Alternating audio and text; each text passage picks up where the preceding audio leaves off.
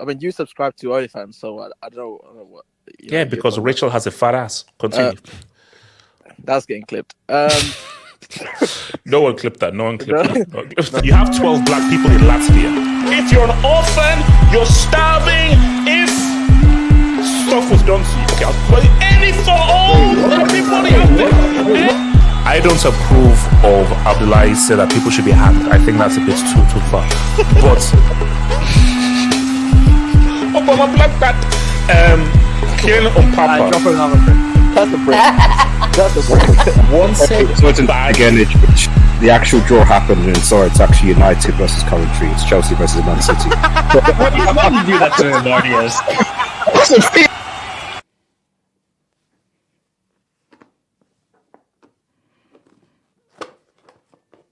Got a meal.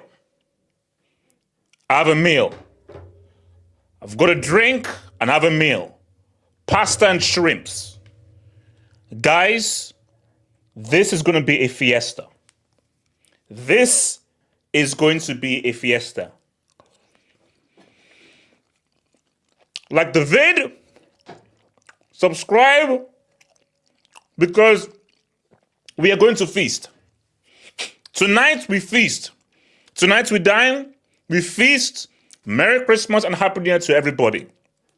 Because if you're a Pep fan, if you're Catalonian, if you're a City fan, this is not the stream for you. So this is your final warning. If you're a Pep fan, you're a Catalonian, or you're a City fan, I beg you, leave this stream right now or adhere to the trigger warning. You have been warned. I show you now, right? You've been warned. Guys, welcome to the LEP stream. And a little bit of a one on the LEP stream. Things get nasty, things get messed up, and things are going to get very, very aggressive indeed, man. And don't think for 1 second that we're not going to address Leganes. Don't think for 1 second we're not going to address, because I told you guys, this is the Sunday story. So we're going to talk Pep. We're going to talk about Leganes as well. So trust me, you are going to explain to me what happened with Leganes. So guys, we're going to have a ball, because guys, we're going to have a real comment about Pep. A real comment about LEP Guardiola is going to be had on this damn stream. Because we have been praying for this fraud's downfall. Everybody has been. Everyone has. So guys, as you well know, please like the vid, subscribe if you're new, and please support Content Crowd. Support my meal, support my drink, and please support by sending and dropping the super chat. Remember, your super chats and your dubs help to support the LEP downfall. Forget Rachel. Rachel isn't very smart up here, so put Rachel to one side. Your dubs go forth to helping this LEP era. So, guys, RDS, is your mic working there? RDS. Can you bring up my IV, please? Can you bring up my IV? RDS, I am more than happy to bring up anything. Let me see where's RDS up in there. Hold up. Okay. Okay. Listen, I'm sure. Please explain to me. I'm sure. Explain to me how the heck you gave us a LEP stream, because I show you at 65 minutes. I thought, here's what it is. How are we here? From what we saw in that first half, how the hell are we here? What the hell happened? Can you show the image? There's an image that I need you to show. It's in the private chat with Ahmad after the game. because that's where I need to start. You might have a better one, but this is I think it's this one. Okay. Oh yeah. I've seen it. Yeah. I've seen it. One. Yeah. But cook. What like it's cook? What like it's cook? Okay. Maybe show at the end. Yeah. Okay. Let me first and foremost. I just want to roll check. Are there any Manchester City fans on this panel? Oh no. They're not. Like most of the guys will be gone. We're back to 20 pre. They're back to Barca. So let's start here. Bro,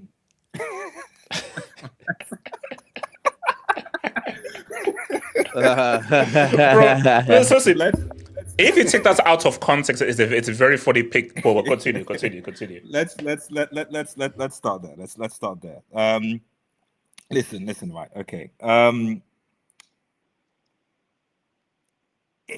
It's my goat can do 111. Okay, I'll start there. Okay, my goat couldn't do 111. Okay, now who can? There are people around that say 111 standard. That's fine. My goat could not do 1 win 11 games. That personally for me, that's just the thing. My goat could not do 1 win in 11 games. For me, that's any other club in a team that's you get sacked. RDS, do you know who went 1 win in 11 games? Do you know who did that? You get who did that? Who was the manager in the final part of the season where Chelsea finished 12th? No. Please, don't bring that name here. No, please. This is a 1 win, 2 draws, and 8 losses. 1 win, 2 draws, and 8 losses. RDS cook. Austin was saying, I was like, who is it? And it's like, yeah. Okay. So let's stay there. Talk about that in the Chelsea side. We'll talk about that. No, okay. Let's stay there. Yeah. Please explain to me how this man has 1 win in 11 games. I don't know. Explain that because the math doesn't math up. I'm trying. I mean, listen. On this game, the first thing I'm going to say here, right, is that one. Okay. I wouldn't put my hands up. It wasn't a great watch. It wasn't a great watch of the game. It wasn't. But in fairness, how many of these so-called big build games have been great watches? Aside from I think Spurs against Chelsea, most of these so-called, when Arsenal. I would argue when Arsenal went away to City, it was probably even worse because at least we tried to hold them to the ball and tried to create chances. Arteta just produced handball from it. But anyway, the point I'm trying to make is that most of these so-called big wins aren't that good, with a few exceptions, okay? What surprised me about this game as a United fan was the fact that I was watching the game, even when we conceded and thought, we have a lot of possession. Like, this is a bit weird. Like, we don't usually have possession away to City. We don't usually are comfortable on the ball. I don't know what's going on here. It's strange, And if you look at the stats are basically even. At the end of the game, 10 shots each, 3 shots on target, possession more or less 50-50. Literally no difference, which is odd for Manchester United for Manchester United going to the Etihad. Bearing in mind the pressure is on City to win the game, not on United, not on Amram. It's on Pep. We need a before I praise the United players, I need to mention a few City players right now. Okay, and give big up some United players. Right. First and foremost, I was told that this Norwegian guy. Be humble, eh? Be humble. They say be humble. Be humble. He said be humble. He said be humble. He said be humble. Be humble. Be humble. I was told this guy's the best Premier League striker potentially of this generation. I want you to tell me, HH, and the chat, and the panel, everyone. Arguably, people told me he was the worst defender of this generation in Harry Maguire. You guys told me he was the worst. Harry Maguire is the worst defender in the Premier League. So I want you to tell me, guys, how is it that Harry Maguire, the worst Premier League defender, pocketed Haaland today? Tell me. I don't understand. Tell me. You told me Maguire was the worst defender in the Premier League. Worst defender. Trash. Awful. Awesome. Bantered. Ghanaian commentator bantered him. He pocketed Haaland today. Where was he? What did Haaland have an attempt at Onana's goal? Where was he? Oh, where pocketed? So hold on, wait. Haaland. Is it more so that we need to cook Haaland for being trash, or is Pep somehow affecting him? Because what I want to go is that how much should Pep be blamed, or are his players who won 4 in a row and 6 and 7 somehow have lost all their powers, like freaking Space Jam? That's what I want to know. HH. You can't. Remember what you said about the whole what do you call it? The whole Benzema sold his soul for that Ballon d'Or. The City sold their soul for that one Ballon d'Or for Rodri. Because ever since he got that, they have not been the same. It's been No. done. No. Okay. No, Blake. No, don't do that. No. We're cooking LEP. No, we're cooking him. So they said no. Oh, but the reason was no. There's no selling. So he's trash. Like what we're gonna do is this guy who you told me is the greatest manager of all time. No, he's trash because my thing though is that people say, oh, it doesn't erase what he's done, but it raises some very uncomfortable conversations because it's like I want to. But once there's going to be a statement I'm going to say at the end. There's going to be a statement I'm going to say at the end because it's at the end, which might shock you and might shock the chat. So I need to because it will on Pep. I can't wait. Continue. Haaland. At the end of the day, like it's notice with the Haaland. So, but like when you're saying stay humble, and you can't. That, in my opinion, isn't on Pep. You got to do better as a striker, number 9. Okay, Maguire, in fairness to him, does play well in the back three. That's always been his best thing. But you got to do better. Now, the PFA Player of the Year last year, anyway. I don't listen. Okay, from what I've been told from City fans, because they was on my stream, he doesn't have any goals this season. From what I understand, he doesn't have any goals in the league. Maybe in cup competition, I don't know. But there are no goals. But I think he has like 2 assists. Doesn't like 2 assists? Assists? Is he assists? I don't know. But I know. No goals, 1 assist. No goals, 1 assist. It literally said the one on assist was a NBC. corner. The one assist was a corner. So no open play GA. No goals, open play. Okay, hold on. Let me hit it. Where's my guy? Footwork. It's non-existent. Please continue. As Diogo Vieira says, more kids than GA. More kids than GA this season. That's crazy. More kids than GA is crazy. More kids than GA. More kids than GA this season is crazy and Philly. I didn't know Phil Foden was playing for 70 minutes. I didn't know he was playing. KDB played. I didn't know he was playing. It's so bad that Anthony, who came on with 20 minutes to go, had a better impact on the game than Foden. Anthony, the thing was debate that Anthony, who came on, who is a fidget spinner, had a better game in 15-20 minutes because than Foden. I don't get that. I don't get the no. KDB, okay, deflection thing for the goal. Ahmad, Guardiola corner, okay, what have you. Putting those players to a side. First City player, Walker. When your supposed leader, and shout out to Højlund, who was like the Oscar for play acting goes to this fraud at right back, who tried to get him sent off. This is what I'm saying. Like why I think City are going to win because that's your leader. Did you see Walker's response? I think Walker wrote like unacceptable. On Rasmus's Instagram post. Yeah. I'm like, but you play acted though. Yeah, exactly. Is he saying unacceptable to Højlund or himself? Because no. Because it should be to yourself because that's just crazy what you did. You literally play acted. Exactly. You play acted. You should have got a yellow. You should have got a yellow card, arguably for diving. You should have got a yellow card for the foul, and you arguably could have got a yellow card for a competition. You could have been off, red card. Speaking of refereeing decisions, referee being an absolute bum, not giving that penalty to I don't care what anyone says. What Diaz did on Højlund, he missed the ball. I'm sorry, it's a penalty. Yeah. But I get it because if you're not going to give him a penalty for Doku kicking a Liverpool player in the box, you're not going to give a penalty for that at the Etihad. It is what it is. Putting that to one side, okay. let me big up my Outman fans like Ahmad HH man. Bro, Ahmad HH. that's goal. HH. Wow.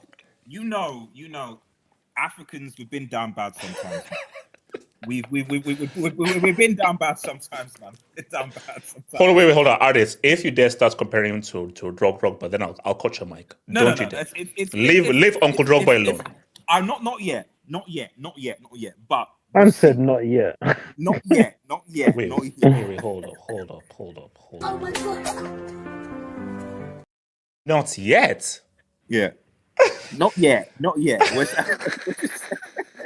just saying. I'm trying to slip that one in, that's crazy. That's crazy. That's crazy, bro. I'm just saying, let's see what it does for Ivory Coast. You know what I mean? So, potentially could be more than Drogba. So, Ahmad today. Let's be real. Ahmad was the reason why I won this game. He won the penalty because he actually has a brain, unlike. Also, because remember, most foolish players would have gone for the shot and messed up. Yes. He actually composed himself and said, "Look, let me try and think of what I'm doing," and then boom. Exactly. There's certain players that weren't present in the squad today that wouldn't have done what Ahmad was done. First and foremost, anticipating the mistake, because he anticipated the mistake. He was like, "Whoa, what the Nunes? Who I don't know what this guy was doing. I mean, I've not seen Nunes play. Maybe City fans, other players in the track can tell me that he's played well. But for me, it just looked like you guys got this guy. That was Darwin. So the left back who's filling in Mateus Nunes. Yeah, the one I know. that, I'm saying he looked like Darwin. Yeah, exactly. That's what I'm saying. Darwin did more than that. Darwin did better. Let's be honest. Both are bums either way. I don't know. It looked like they got up from the streets of Mexico. And also, so let's be real. So people have said that how can Pep be blamed for Nunes is a mistake, but it's bigger than that. It's called being stubborn. Everybody has said, "Why are you playing Nunes? Why are you playing Nunes? He shouldn't be playing." So, but seriously, Nunes giving away the penalty was karma. But not even that. He's not even playing him in position. Not even that though. He's playing him as a winger. Nunes is a midfielder, bro. Not even that though. Like even if you concede, okay, because again, mistakes can happen. But this is what we said when this had similar vibes to the final game, where you're like, okay, yes, you concede, but what about the game management? And this is where you have to talk about Pep. So you conceded a one goal. Okay, you're right at home, right? Okay, it's literally in the 88th or something minute. The momentum will be with United. You cannot lose the game now, because if you concede again, it's probably going to be game over. And to allow Ahmad to essentially receive the ball in that position, brilliant pass by Martinez, by the way. I don't know what Edison is doing. I don't know. It's poor, and it's a brilliant French run. So game management there. Hold on to the ball. Try and work something. Allow Manchester United to come on. No. Let's go out and get another goal. Leave ourselves exposed. Get cut open. Lack of concentration, and they get punished for it. So at the end of the day, I don't care what anyone says. United weren't lucky. It wasn't a fluke. On the balance of play, United actually probably created more of the clear-cut chances. People forget the Bruno one, I think, where he should have scored. He should have scored that chance. The Højlund penalty moment. The Højlund penalty. Yes, yeah. Manchester United deserved to win the game. And I'll end with this because I've been until a while. Pep. This is what we're waiting for. Pep. We know you don't like we know you don't like Africans, Pep.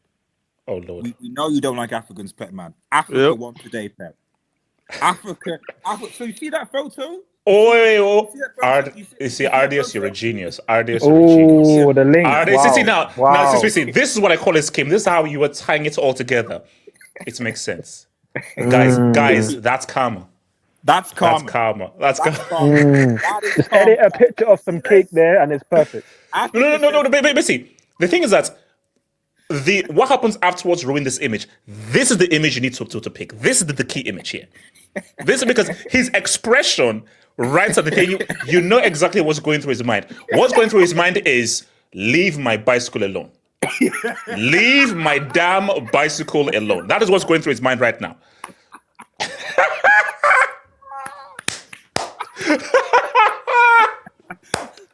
Leave my bicycle alone. That's what is going through my mind is leave my damn bicycle alone. I'm sorry, Uncle Pet, man. I'm sorry. Africa cooked today, man. I'm sorry, bro. You know, that was for all after that was for No, but I'm still waiting for your shocking statement that you said that was kind of my shocking statement. Aside from the fact that like that was my shocking statement. You know, so okay. So 1 win in 11. What does it say about Pep as a manager? Give me like a macro reaction to 1 win in 11. What I'll say is that the key of world-class managers, when people diss Fergie, they don't seem to understand that Fergie had to how many seasons did Fergie manage for Manchester United? 26. 7, because he came in midway through 85. 27 seasons, I think 23 of which were in the Premier League, I think. Motivating your players for 20 in the Premier League, let's say count before 23 seasons, non-stop, to win 13 titles, and then let alone being second, etc. at different times. That's a level of management. Okay, and to keep on motivating with over, it's difficult, it's tough. So if Pep somehow turns this around and still wins the league, I will stand here and say he's the GOAT. There's Chelsea and Liverpool for that happens. He is the GOAT if he does that, because I'll be like, right, you've used your management to galvanize your team, you've improved your game management, you've adapted your style, you've worked out problems mid-season, and you've gone on and you've achieved whatever's you achieved. Whether it's a Premier League or Champions League, I don't know. As it stands right now, I'm looking at it, and you heard in his post-match reaction, he was talking about like, I'm not good enough for this team or something. I'm like, bro, stop watching HH with this reverse psychology, man. Like he was literally doing reverse psychology. It's true. Actually, no, I think this is a point that people don't make. No, like, remember when Fergie arrived, United wasn't a team who had won the league a few years prior, or had reached like a European Cup semi a few years prior. So, you can say, that's why we have to have a real Pep discussion. Barcelona, we know what they did in 06, and we know what Barcelona is about. Bayern Munich, they won a treble just before you. Man City, they were in a UCL semi a few years before, and they'd won the league twice before you got there. Indeed. Yeah. They were the best squad in the league. Yeah, so basically, my whole thing for Pep is, and people don't like this, the mark of a truly great manager is, can you take a difficult situation and turn it around? Because RDS, I'm ashamed that you didn't even big up your guy. Ruben Amorim is, I think, 39 years. You see, how old is Ruben Amorim? He's not 40 yet. He must be late 30s, I think he's 30s. So Amorim joined a dysfunctional team. Not his players, not his team, no preseason, and a team that was already struggling before he was there. So much so, everyone has said that this season is a write-off. How do you allow a guy to join a dysfunctional team that isn't his team to beat you? Also, don't you dare use our Rodri excuse.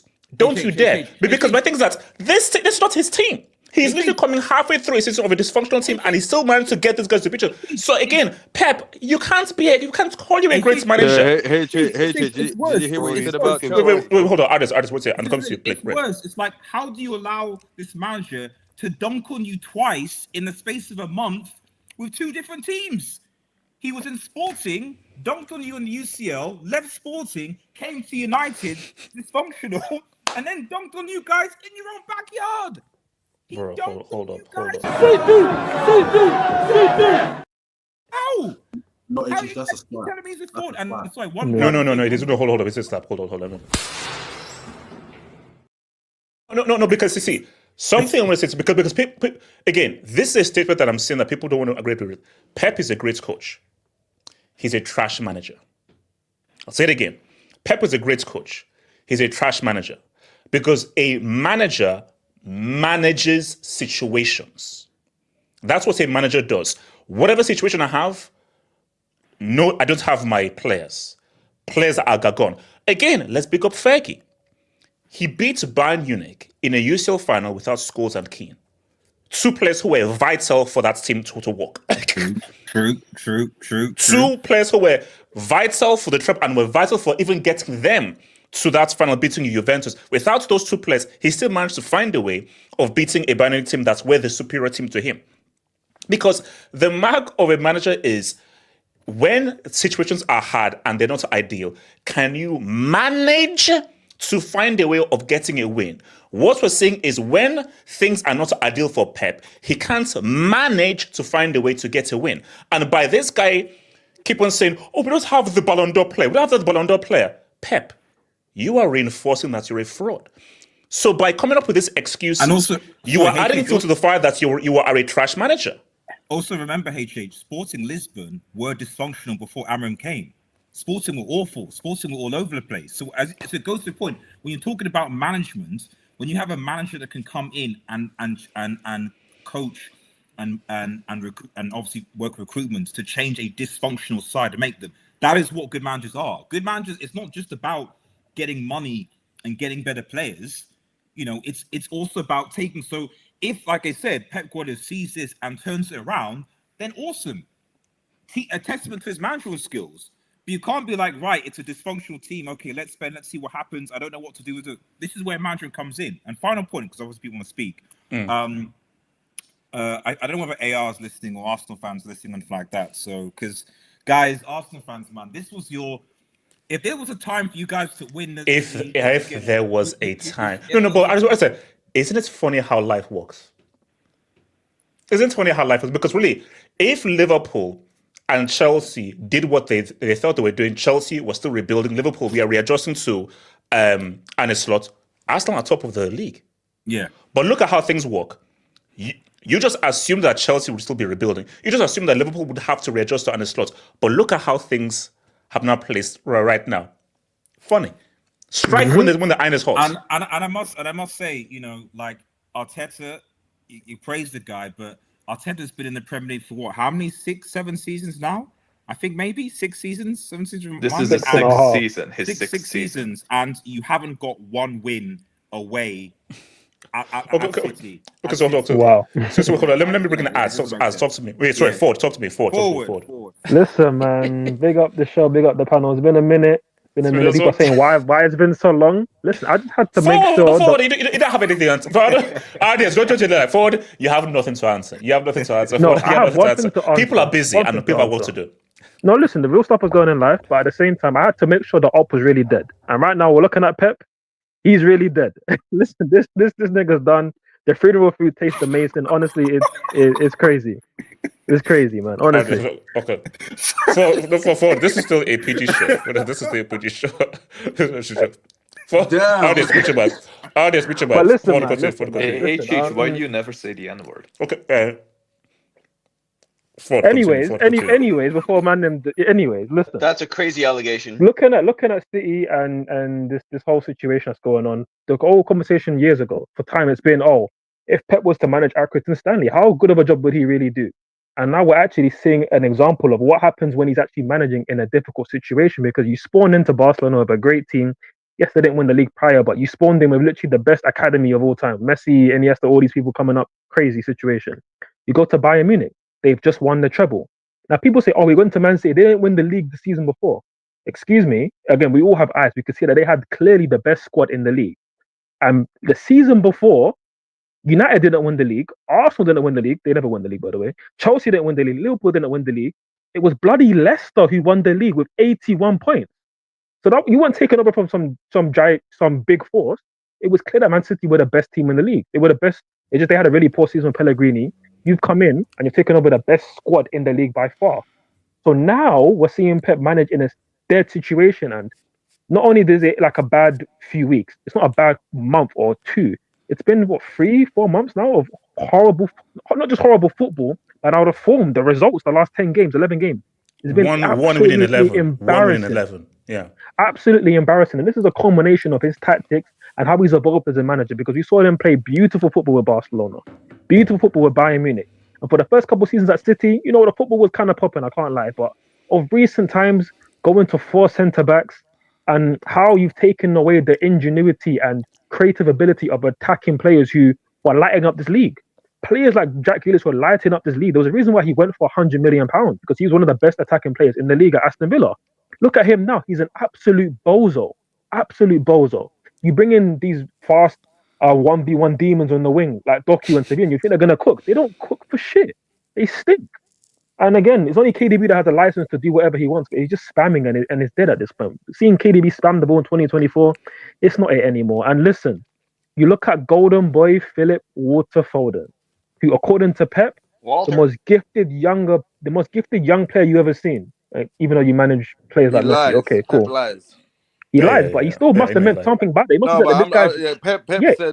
Pep said Calvin Phillips was like something special. He did. He does. But the thing is, when Pep says these things, there's a hint of truth in them, and he certainly meant something with Foden. But yet, are we seeing it with Foden? Again, people wanted to hype Foden up all this, or give him the keys. He's the best number 10. He's the most talented English player of the last 30 years. Excuse me, we gave him the keys at the Euros. What did he do? Nothing. When it's meant to be his team right now, more babies in GA. Exactly. But when it's meant to be his team right now, City fans are now crying, "Oh, we need a Musiala, we need a Vert." I'm sorry, Philip Walter Foden. This is meant to be your team. You're meant to take over from David Silva, meant to take over from KDB. This is meant to be your team, and you're stinking out the joint. So, with Pep and with City, it's crazy. He needs to stay in this league and win the league back. Ford, is he a fraud? Is Pep a fraud? Will be lied to. He has a great resume. He's done great things. He's an amazing coach. And I'm not going to say he's a trash manager like you did, but he's showing his ass right now. He's showing that he can't be known as the greatest ever for me, based on the fact that he's never managed in adversity. And now the one time he is, and right now this is a chance to cement his legacy. You can have one bad season, you know what, it can happen. But if he comes back next season and without spending 300, 400 million, if you actually pattern this team with, because you have enough tools there to do good. If you can come back next season, then you know what, it gives you an extra layer to your argument that you came back from adversity. Cool. But what would cement him as not the greatest manager of all time is if he just leads after this season, or if this continues to be how City are until he leaves. If that happens, then the conversation about him being the greatest ever when he's never managed in adversity, it can't stand. It cannot stand. Wisely, talk to me. So last thing before I do go, United fans, thank you for that. Because we didn't want City necessarily getting closer to the title challenge. Again, we're not going to talk on who's entire races and who's not. But thank you, United fans. Again, you're still relatively in the mud. But listen, it is a great result for them. It's a great statement of intent from their manager, benching two big names who are absolute frauds and bozos. Hold on. Before you go, which is the only team who've won their last 5 games? Which team is the only team that's won their last 5 games in the whole league? It's a team that they said was finished. They told me that team was finished. They told me that they were finished. They were going to be a small team that wasn't going to be important in London anymore. London was now red, even though there were no trophies won in London by a team that wears red. They told me we were finished, but it's actually Chelsea Football Club who are the most informed team in the league. And unironically, and nobody can really dispute this. Is that title challenger talk then? Before we get onto that, there's no dispute that what we're seeing is the real deal team, and no dispute that Chelsea are pretty much here to save the Premier League in terms of playing actually good football. We're here to save the league because Man United are there to watch. City are an embarrassment. Arsenal corners FC. Liverpool are I'll give them their but really, when you look at it, it's Salah and inshallah after that. With Chelsea, you're looking at so many good attacking options, so much good football. My bold manager wants to play good football, not haram football, not just lump it up to Haaland or whatever football. No, it's actually pure, amazing football. And they told me that, there's not many good managers in the market and all this nonsense. So what I kept telling people is, forget the big names in management. You can get people who can coach. They were telling me, how can you sack Pochettino and get a no-name from the Championship? Look at my Championship manager now. He's above Pep. He's above Arteta. He's above Emery. Putting that point forward, what does that say about the Championship? Wait, hold up. Waske, first of all, hold up. I understand this. This I understand. Yeah, come on. This makes no sense. What's going on? No, hold up. No, we're chill guys. Liverpool can basically put us wait, hold up. See, this makes sense. No, this makes sense. What the hell is this? I think he needs to pull up the Premier League table because I think they're getting a bit too giddy. You know what I'm saying? A bit too giddy. I'm getting a bit too giddy. They're chilling in 13th. No, they went from 12th to 12th. It's crazy. It's Yeah, crazy. top now. Okay, That's amazing. That's amazing. okay. So, because hold on, let me come to so YSK. Talk to me, man. Pep. I want to start off by saying it's good to see my friend backwards back in the stream. that last We're not friends, last but 5 okay. minutes that last 5 minutes gonna hit like YSK says that you guys are not friends, so I don't know what you're talking about. That last 5 minutes gonna hit like crack cocaine and come May, but we're gonna move on. It's a good day, HH. It's a good day. Wait, I'm not gonna hear that and not respond. What's gonna hit like crack in May? It's gonna what that I said right now is gonna hit like crack. No. Respond to it. Now I've pressured you on it.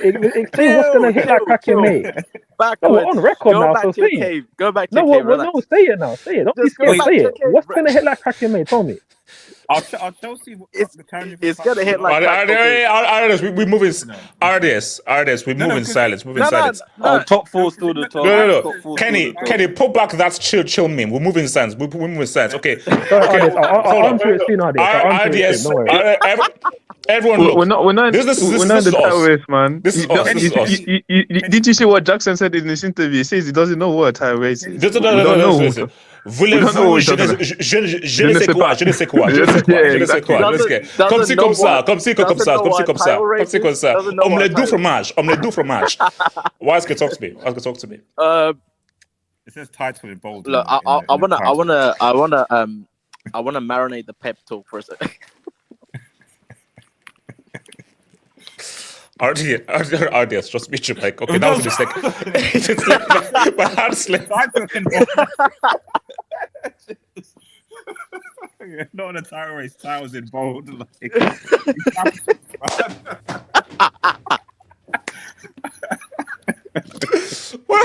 Where's good talk? Before I get to Pep, I wanna speak on my guy, man, because no, Ahmad, yeah, I mean, yeah. I wanna speak on my guy because yeah, bro, that Dutch bold fraud had this guy warming the bench and allowed that fool Marcus Rashford to start game in, game out. Criminal that was, because this guy is.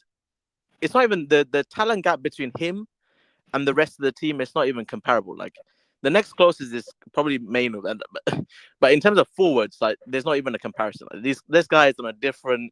His composure is next level. Because I was watching the game with a few people, and that penalty chance that Bruno scored, guys were screaming, "Oh, shoot! Why didn't he shoot?" Bro, his composure there, like I think, because if he had shot, I think he would have missed. Because 100%. Like the angle was too crazy. Angle was crazy. Like, oh shoot! The composure, just calma, relax.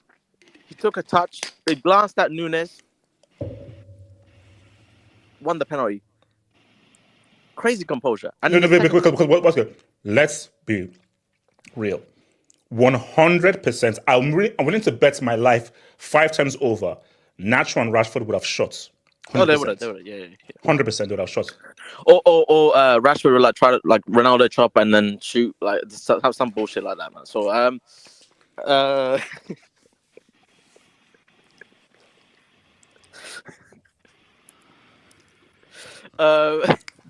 so shout out to Ahmad, bro. He really is, like, I don't know about this Lookman guy, like it is what it is, but he at the moment he's got African football in his back right now. So shout to why do United fans like to do too much? Why do too far, man? I hate when guys do this. Enjoy your bad win. Why is it? No. That's what. Let's praise Amadiello, but Lookman is still his father. Lookman is still daddy. He's still daddy of African football. Wait, HH. No. There's no HH. There's no HH. Just keep talking and move on. No. There's no HH. Respect. I'm moving on. Move on. Good. You've always got to talk in a Nigerian name. I'm moving on. Mute your mic. I'm moving on. All I'm gonna say is, Ahmad, just know that this guy, I don't know how, he's early 20s. He's actually built up quite a lot of experience because he's He's been out on loan quite a bit. He was balling out in Sunderland, bro. He was doing business in Sunderland. He's got. It's not like he's Sunderland. Bro, guys got to start somewhere. So because you got to start somewhere. You got to start somewhere. You got to start somewhere. I thought it's No. I just don't talk. No, I just don't talk slick. One Yeah, second. that's Adios. 12th is in the past. Don't talk slick. You're talking to second place. Adios. No. Adios. You can't talk slick. One second. Hold on. We're just talking about individual. Yeah. Good. Okay. So cool. So Adios. Watch your mouth. Respect us and continue. No one mentioned United, man. We're just talking about Ahmad. Bro, he's got a very high ceiling, bro. Like I'm just hoping, like, your jinx and just injuries. I hope he's utilized correctly, because the position he's like Amrin's utilizes the most is on that right wing, sort of wing back kind of role. He's gonna struggle to do that season in, season out, because that's a very demanding role. That holding. He played that the number 10 though. To be fair, Waske. Yeah, today number 10, the last 2 games he has been given a chance to play number 10, because I think that's his best position personally. But again, he's shown that he can do a job on that wing back right mid kind of role as well. So bro, again, no one else. Actually, let me just move on to the captain. So can you just bring this image up, please? Oh my. So are we not going to talk about how he almost gave away a goal and his No, we will. But okay. I just want this image. This rat, bro, thought he was Michael Jordan. Might be the most shameless prick. He was quite shameless. Okay, now you're saying game 6 against Portland. This honestly, this guy is the biggest rat I know, bro. Like he had a horrific game. Yes, horrible. Misplaced pass after pass after pass. Nearly gave away a goal, and I was just praying, because if he had missed that pen, bro. If he had missed that pen, I don't know. That's why I told that. I said, based on the game you've just had, I dare you to miss that penalty. Because before that, he put a shot wide that he should have scored. At least hit the target. He didn't even hit the target. So I was just saying, bro, please, agenda aside, do not miss this pen, bro. Because it was gonna get really ugly. Because the way the game was going, I didn't think United was ever gonna come back into the game. But the way it was going is bad. But then to celebrate like this. God, man. Okay. In his defense, I think that was to annoy the City fans. So he must be hearing what the City fans were saying, and that was just to piss them off. There's Rather, hey, look, man, I'm so good. Bro, he's the captain. You just equalize. Go get the ball back.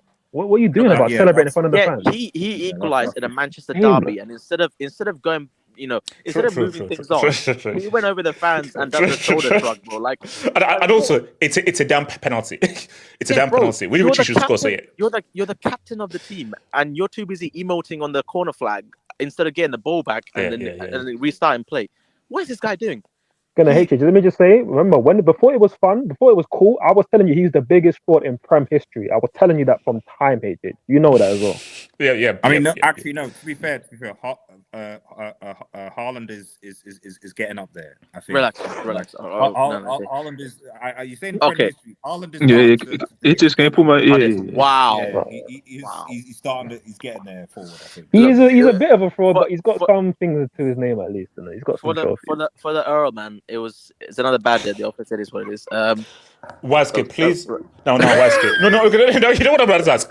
Waske, answer this truthfully, but think about your answer. Okay. Waske, please, I'm begging you, and I am pleading with you. Okay. Streets, hear me, and I'm sure the streets are pleading with you. Waske, please tell me you didn't put a bet on Haaland to score against. Oh no, I didn't.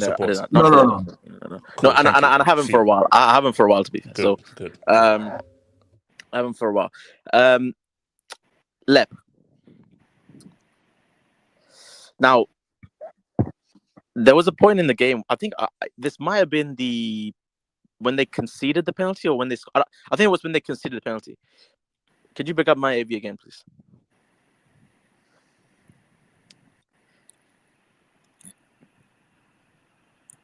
Now, I thought this guy was gonna dig his cranium out of his head, bro. man. No.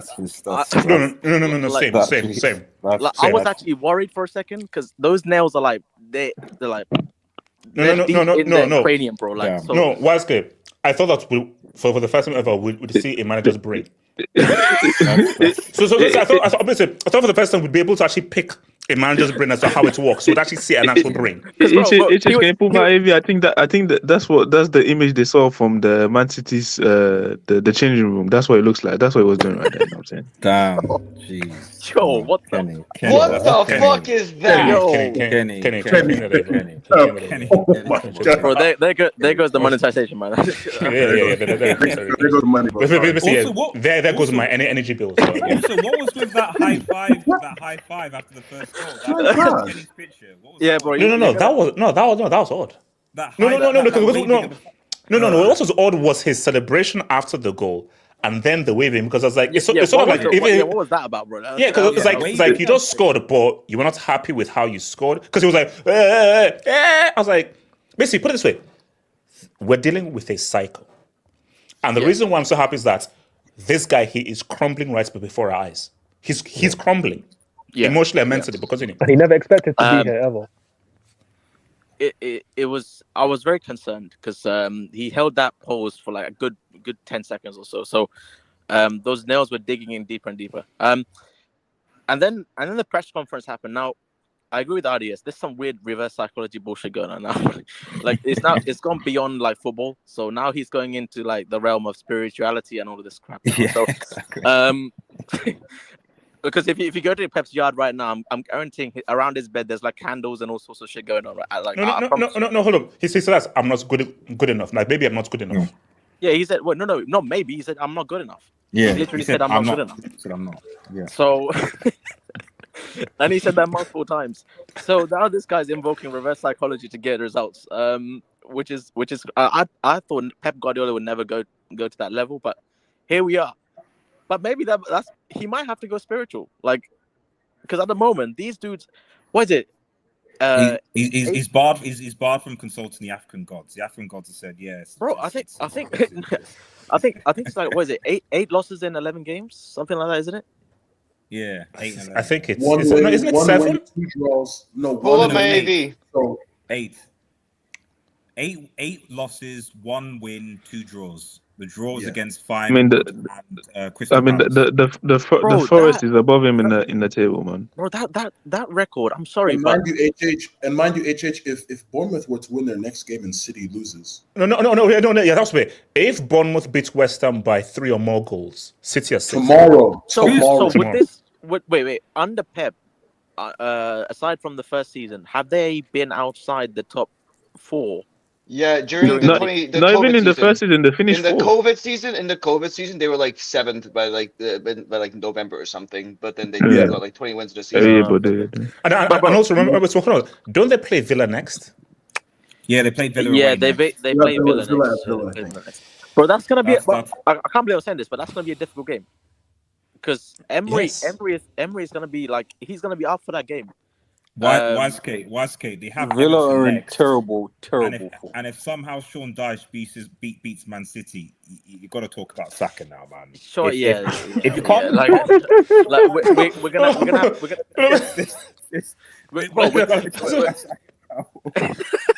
gonna look, the very fact that City fans are contemplating that, look, thanks for the memories. It's been good, but maybe we should part ways. Someone on the streets will run that. Maybe if we get rid of him now, we can bring in Jabi Alonso. Do you know how sick that is? Wow, maybe you say that. You say that as a joke though, but I'm sure there's City fans out there who might actually feel that way because they've not experienced. Let's be real. Most of these City guys actually started supporting this club when Pep came through. So all they have ever known is winning, and winning. And now they've hit, now they've hit this. I wouldn't be surprised if guys are like, "Oh, thanks for the memories, but it's time to go." So they might be on those kind of vibes. I wanna quickly speak on Ruben as well because Amarim, bro, like big calls were made before the game.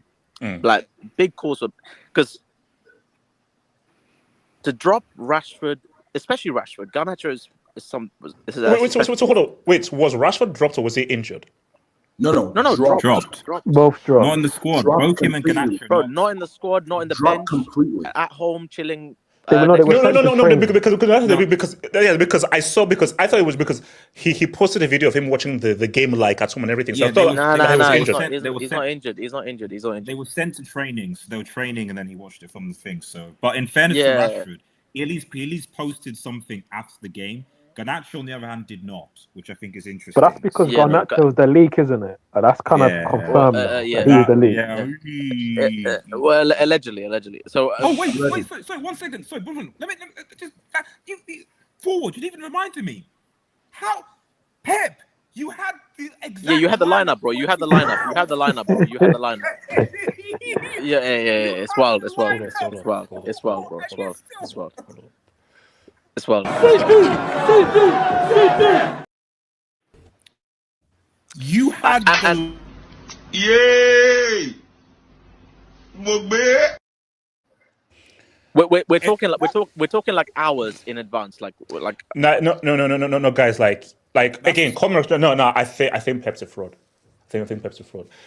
No, bro. Because this way, you had the lineup of a dysfunctional trash team. That's the key bit. Leaked to you several hours before, and you're playing at home, and it still allowed them to beat you. 24 hours. It was like a day. We're talking about it on the Yeah, Hangout Lockhart yesterday. posted it time ago. Wait, was it a day? Man Was it a City's day? social media team It is was a good. day. Yeah, Lockhart posted it time ago.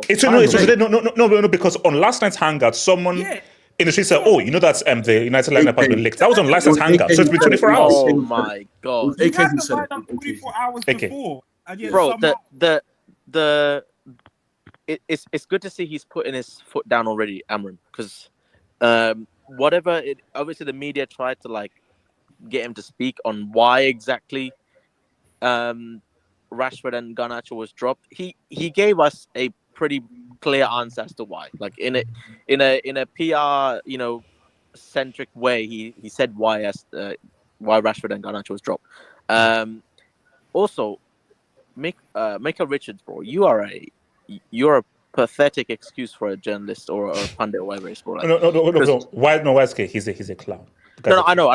But look, this guy on the post match was on his knees, all fours, defending Rashford.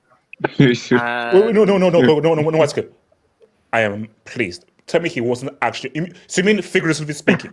Figuratively speaking. Oh, thank you. But it wouldn't shock me behind the scenes. No, that's not saying it wouldn't shock me. That's all. Exactly. I mean, he's up in the ball. Can you relax? He's up in the ball. Kenny. Whoa. He's helping the kids. But this guy, bro, he was like, it was weird. It's like, let me give you an alternative view. Like, bros, just. You know why the managers dropped him? Why you keep persisting? Because his idea was, United always used Rashford as an scapegoat for trash performances. Are we not acting like Rashford has himself been trashed for the last 2 years? And be given chances. And given chances consistently, while guys like Ahmad was holding bench. So the idea that this guy, because he doesn't. So basically, he was trying to defend Rashford. Yeah, he was trying to defend Rashford, bro. Like, bro, Michael, we know why you're here. Like, we know why you got the Sky Sports gig, and it's not for your ball. It's not for your analysis, no. It's not. You're there to make those people laugh. Yes. And for other reasons, for diversity reasons. So let's not get into the whole. Let's not try and criticize a manager, because the manager's made his call, bro. Like, he made his call and he won the game. Why are you so in uproar about trying to defend this guy, considering knowingly he doesn't do the work. He doesn't do enough work on the pitch. God knows why he's like off the pitch. I'm telling you right now, what's happened today is the worst thing that could happen to Rashford and Garnacho. No, it's like karma, because really right now is that because if, let's say, United had lost, and got enough play with them, then I say, this right now, Amorim has all the power in the world right now. Yeah. That's the other thing. So basically, let's say, if Amorim is smart, if he's smart, the season is already a write-off. See if he does get to January, this guy should never play again. Thing is, This guy should never play again the rest of the season if he's smart. It comes down to what Rashford, shout out to his celebration, like pointing his fucking head. Like it comes down to his mindset. So how he's gonna bounce back from this, if he's gonna bounce back from this. Because personally, I think he needs to. He's one of those guys at the top of my list of people who needs to just go. Like he needs to just get out. Like because he's been part of the virus at United for so long now. He just needs to go and just start off fresh somewhere else. Same with Garnacho. Garnacho's all over the place, man. This guy's liking tweets and he's doing the most. Like it's so unnecessary. But so you can see as a positive and a negative depending on how the player will respond. But for this fool, Mika Richards to call Amarin out, like bro, just shut up, bro. Okay, so he's calling Amarin out for dropping Rashford. No, he not directly, but indirectly. That's what he's doing. Like he's calling out United mainly, saying that you've always used Rashford as a scapegoat. Yeah, I don't think it's specifically labeled Amarin, but I do think it's interesting that if people remember when Ragnick was here, Ragnick had the same view. The way he treated Rashford, and that was part of one of the reasons why Ragnick was maybe not the sole reason, but one reason was hounded out. And it's fascinating. Ragnick goes on. I'm not saying, but you saw how he played with Austria. So when you've got actual managers that know how to manage and have got tactics and a coach, you know what they want to do. It's interesting how they're like, this Rashford guy, it's not really working here. Godness knows what Ten Hag saw. Wait, so hold on. So this clown said, from the outside, it looks like Marcus Rashford is the scapegoat for Man United fans. And he said again, it's different for Rashford. He's got the world on his shoulders. Bro, you see what I mean, bro? Did you know what the yeah, this is a break. Let me hit that. Nah, come on. The issue is a lot of these guys, and sadly, a lot of YouTubers fall into, because the whole beauty of the YouTube space is that you shouldn't have any alliances, no friends. So you're giving your audience the real hardcore truth, and you can criticize everyone. But once you now have relationships with professional players, you're not going to keep it a stack. You're simply not. But you owe it to the audience to be like, I have no allegiances to these players, and if they're crap, I'm going to say they're crap because I have no allegiances to them. But if you're friends with these players, you're going to be like, okay, how can I find a way to make him look good? Because if you criticize them, you've lost that friendship, you've lost that exclusive, you've lost that chance of a 1v1 interview. But you're now doing a disservice to the audience. Maguire was getting slandered by everybody, everywhere, even countries. Bro, look at Bruno. Okay. Look at Bruno. Even now. So I don't understand how this is like.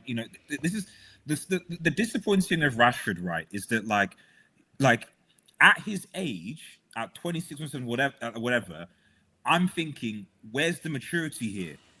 I expect you at your age. You're not a kid. That's why Garnacho, it is what he's 21, 22. Like, he's still a child. I can kind of like dismiss some of the stuff. Rashford at this age, he should be more intelligent with his play. He should be more disciplined. You'd think that he would have been grown. So any rumors about partying and doing this sort of stuff, it's like, bro, you're in your late 20s now. Come on, you're a man now. Come on, act like you're one of the most. That's another problem. Was Rashford ever abused at a parliament in another country? That never happened. That never happened. Bro, that's the other problem. Like United fans treat this guy as if he's still like just broke through into the team. Like this guy, he's 27, and also this might be another break for your boy Richards. He also used the whole academy tax as a reason as to why he shouldn't get criticized as much. Like He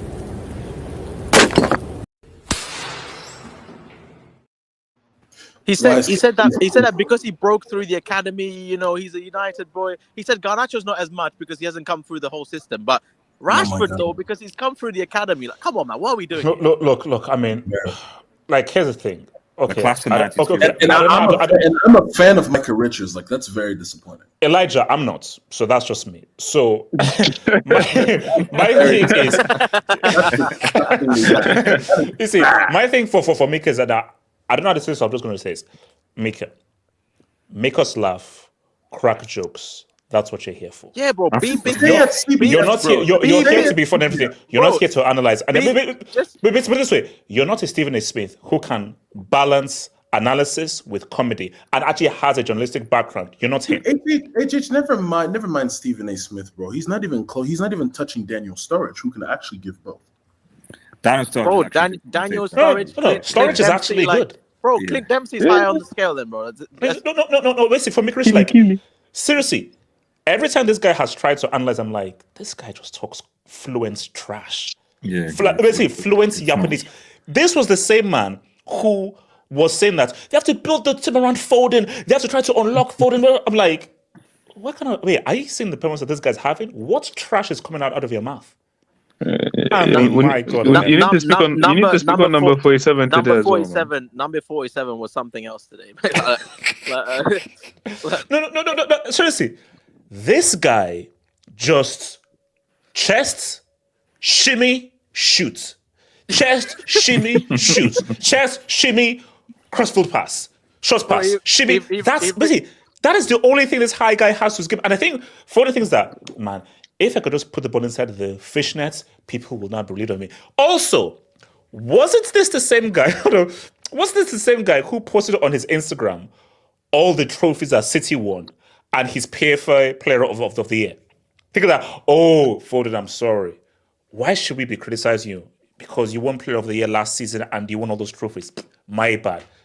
Foden, do you know how dumb that is, bro? It's crazy, man. It's. Wait, hold on. Let me take the Jobinski and come to it. So, Ahmad, gone to your head. Ahmad Aites score. Woo.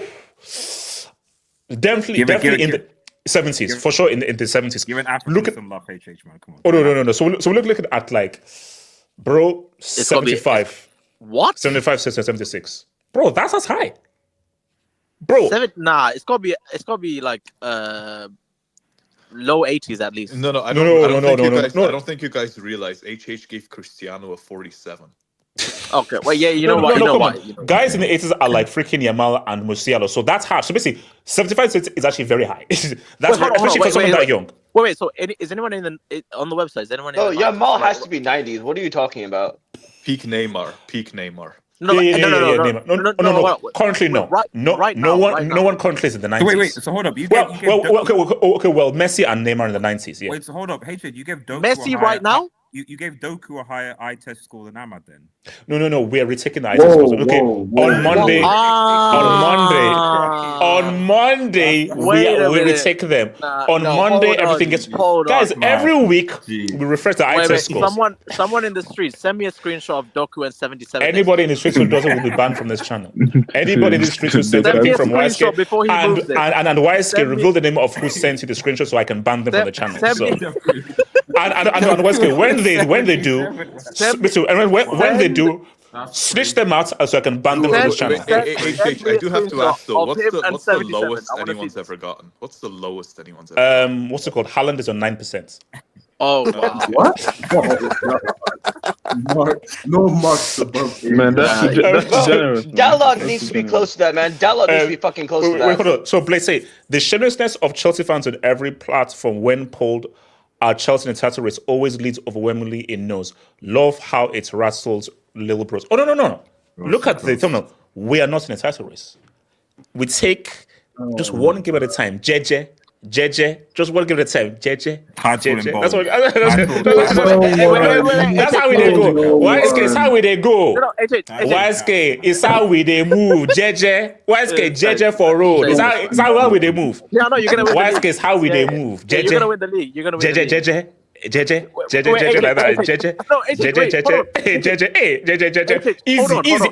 Hold on. AJ, relax. Bro, in the streets right now, you need to give a yellow card for this guy ending in Dino, man. Like, I'm not gonna say his full name, but ending in Dino, you need to give a yellow card. That is crazy. Hold on. So okay. Oh, that's it. Ahmad has more touch in his left toe than drug. You know, we Bro, No. holding up the ball is not Tesh. Holding up the ball is not YSK. Spelling Drogba like that is sick. What did I do wrong? Oh shit! I think it's autocorrect. Sorry, my bad. Sorry. Sick. Yours truly. So FC20 better than City. Pep, get the F out of my team. Guys, I told you, bro. Do you think City fans are calling for a set? Do you think we're going to see thanks for the memories? Bro, I thought I'd never see Pep out ever, bro. Bro, if there was a word, if you told me last season you're not going to Pep out, I'd be like, wait, on what freaking Doctor Strange? Bro, Pep was going to throw himself out before that happened. But basically, say there is no Doctor Strange timeline where Pep out exists. That was my belief. I say, like, Strange, you cannot show me any timeline, universe, where Pep out exists. Yeah. But guys, we're literally in the prime timeline where Pep out. So it's madness. It's absolute madness, man. Shout out to your boy Barry. Life has treated it. Guys, we've been very supportive for this LEP stream. How's Barry? And Chelsea just keep winning as well. We need to talk about your club, Barry, as well, man. Community notes: Man City Football Club are shite. Oh, thank you for community. Wait, why is he wearing a referee jersey? Shout out to Josh Ajeko. Walker is a poor excuse of a man. TWAT behavior. Pep without money, cheating, and supernova players is like a monk without his religious robe. Wow. Okay, hold up. Is that a brick or is that a dub? I think it's a dub. That's a dub. Okay, it's a dub. Yeah, it's a dub. That's a dub. Wise kid. HJ, let's be into also. I see my friend. Okay, look. Wise kid. He's called forward. He speaks fluent UCL and fluent trophy. I'm still waiting for the quad. And you need to basically YSK. You need to treat me, Ford, and Kenny with a lot of respect. Speaking of which, Speaking of which, what happened to Project Neymar? How's he doing? Yeah, Ford, don't answer that. Ford. No, I can answer that. No, Ford, don't answer I know, I can answer that. No, let me answer that. Because he dunked at Old Trafford and he's the only person to score a winning goal at Anfield this season. So, but where is he now? That's what he's doing. That's what he's doing. He's above. He's currently fourth in the table, no? He's above you guys. He's above that. Okay, Ford, please tell me that you're not still on Project Neymar with Cho. No, like I said, it clearly died when he had the ACL injury. But now, he's still balling at a higher level than a lot of United's wingers right now. But how did it come alive, though? It is what it is. Shout out to your boy. You don't need to rehash that. Guys. I mean, we're gonna get to Chelsea afterwards. Can we get to it already? Because we're talking about these mid-table teams. No, Ford. We need to cook LEP some more. But we can side quest. Guys, do you know how good Caicedo has been? Like one of the big reasons why we are on the title hunt is Kai freaking Sado. He's been good. Kai's baby. Kai's baby. What the heck? No. The guy's been awesome. Wait, AJ, can you bring my AV for a second? Oh, God. Do I want to bring up this AV? I probably don't think I do. Okay, hold up. All right. Okay. Man, hit you with that bait. I'm so stupid. Guys, this guy. I don't do this. Guys, this is ridiculous. Okay. Oh, shout out to Rodri has a 70. Calvin Tahiro. Bro. Wait, it should actually be lower. Kevatero, Garnacho and Rashford are losing their contracts soon. They will sell their body to pay their rent. What? That's Calvin. That's Calvin, man. Come on, bro. I'm surprised you got that. That's wild. Calvin, man. This is Calvin. Like, and it gets worse as well. Go on. Pause. Calvin, you are our unofficial, unpaid comedian. Keep it comedic. Don't delve into these areas. Definitely unpaid. Brennan looks like I'm not reading that out. I mean, read that out. Like Kenny has already messed up my energy bill. Kenny has already messed up my energy bill. I don't need to be messed up anymore by reading that. So well, that's it's already on stream, bro. It's too late, man. Yeah, well, Kenny, thanks for that, bro.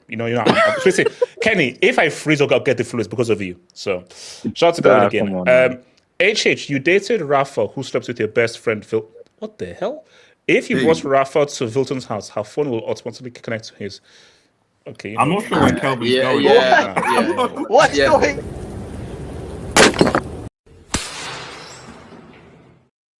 What is this about? What is this about? No. Elijah, maybe you're new here, but Elijah, no, Elijah, maybe you're new. The last thing you want to say to a Kelvin dub is what is this about? That's the last thing you want to say. It's never about anything. That's the whole point. He's trying to tell a story. That's what I'm saying. I'm like, this has to be something. Okay, Kelvin. Rafa cut you off. She once sent to a Santos game and saw Barbosa, and she said to herself, "Oh, look at that man!" And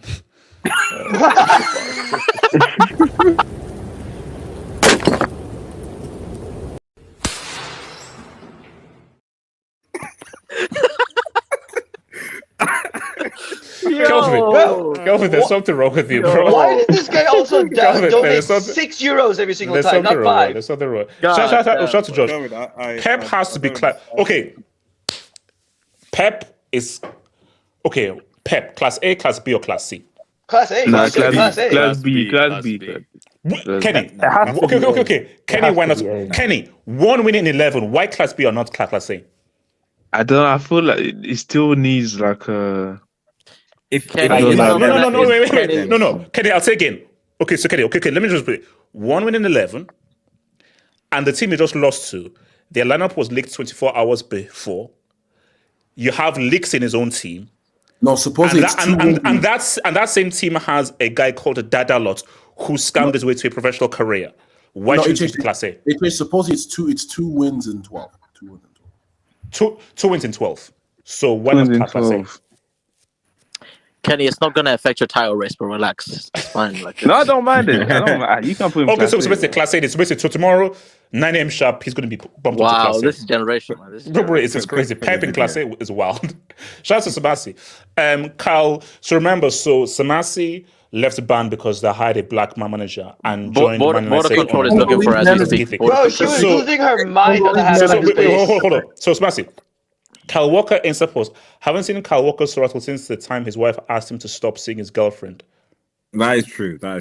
She's actually speaking facts. Lep believes Lona is cooking. She's actually speaking facts. Bro, you know that. Do you think it's time for Pep to drop Kyle Walker?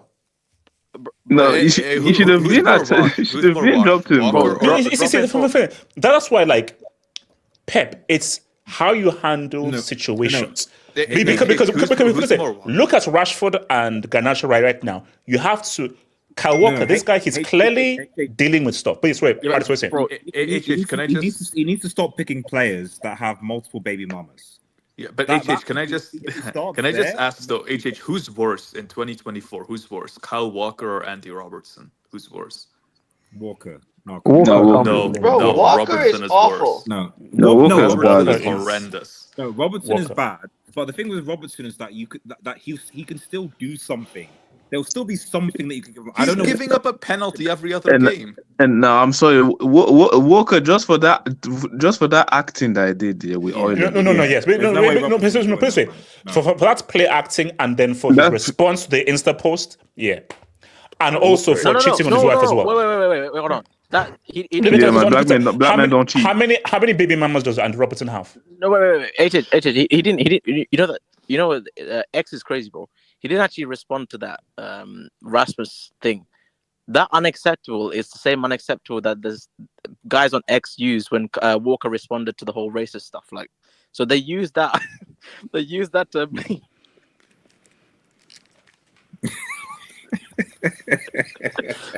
So under everything that's posted against Walker, these guys that point unacceptable. Okay, I'm going. Let's keep going. English Talents FC. The players still are main actors in the sport. Pep thought he was better than his top players. All it took was a 30% decline of his players, and he's exposed. Now Rodri, man, it's all about Rodri. Yeah, it's all about Rodri. But basically, Rodri's DM, good. Rodri's good. My wise kid, man, without a DM. Basically, do you know what Pep is going to say? Give me my. Do you know, Pep? It's like if you were stupid. Pep, if you open your mouth and say, "If you give me my pledge, you'll see the real Man City." Pep, that makes you look trash. So you're saying that you need all of your players to beat a Man United side with a manager who joined them halfway through the season, who just lost to Nottingham Forest previously. Didn't you just beat Forest? You just beat Forest, and these guys were 3-1 down against Forest in their own home ground. Just a quick question: Did Fergie or Mourinho lose to the same manager, but with two different teams in the same season? No, that never happened. No, that never happened. Just Shout out to Alhambra. I needed to relax in the Chelsea section. Okay, I will. No, I told you. I'm humble. I'm humble. I'm fully humble. You're not. You're not though. You're not. We get Talents it. FC. Approaching 2 months since Yamal last scored. #bomb. Oh my. He's been injured. Oh my God. Look, he's a hater. He's a hater. Come on. Okay. Talk about no. Basically, I'm not sure that I want to bring up this dog. English. No, you got to bring Talk up. about Mal, by the way. Bring it up. He spent his money. Oh Lord. Pro Black FC. I'm going to replace Count Dooku in that. Dooku. Oh my God, bro. That's what. That's What was Dooku in that? Shout out to the prequel. Shout out to the prequels. Yeah, what was Dooku in that team in the first place? That's the good question we should be asking. Dooku is crazy. Count Dooku. But because Dooku adopted Mazraoui, bro. Shout out to Barrett.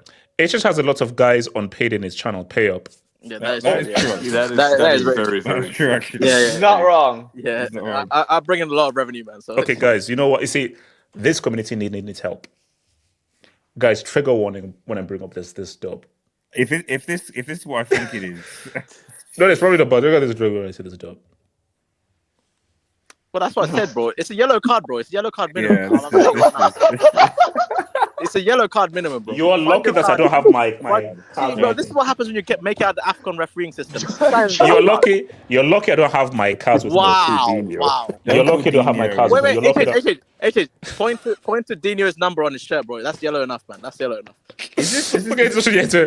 Okay, only 71%. Bob me up to 85. Jaja things. Minus 85. That's a slap. That's a slap. Minus 85, bro. Minus 85. Wait, hold on. Might as well stop. Talents FC. Black people. Okay. All right. Kenny, what? Yeah. Kenny, what? Kenny. No. That's not. No, Kenny. No, Kenny. You can't say nah. That's not the response, Kenny. Wait, what? Yeah. Kenny? Yeah, I never seen this, man. That's crazy. Yeah, I never seen this. What do you mean, Kenny? Like, it's got your name on it, so he's quoting you, Kenny. So I'm just saying. We say, and there's a hashtag. And there's a hashtag. So hashtag lawyer is. All right, okay. Let's just keep moving. Shout to Shimatsu Toyohisa. Thank you, man. Pep Class A for auto-mutilation. The 2024 Ballon d'Or course lives on. Next stop, losing to LSG. Bro. I mean, because remember, they've got PSG away then, Club Brugge at home. But if PSG beats them, they go to the relegation. No. All they need is a draw. All they need is a 1 point from the next 2 games. But no, basically, they'll go through. They'll go through. Yeah. And also, guys, it's LSG. It's LSG. Yeah, no, but hold on. I know it's LSG, but if in the case that LSG somehow pulls this off, then all they need is a draw against Club Brugge. Oh, so they still need a draw, just a draw. Okay, they're making it. You know they're through. No, Pep is going to Class A, 100% tomorrow. QCA,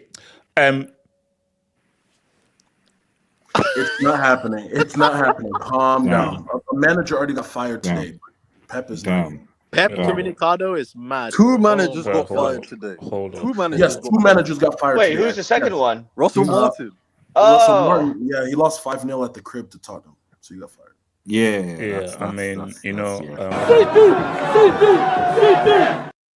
Guys, a Pep Comunicado. It's like, okay, bro. Let me say, what would be a bigger emergency hangout? 115 or Pep Comunicado? No. I'm running out of 115. No. Wait. Hold on. I'm running out of energy. 115 depending on the punishment. Oh, true.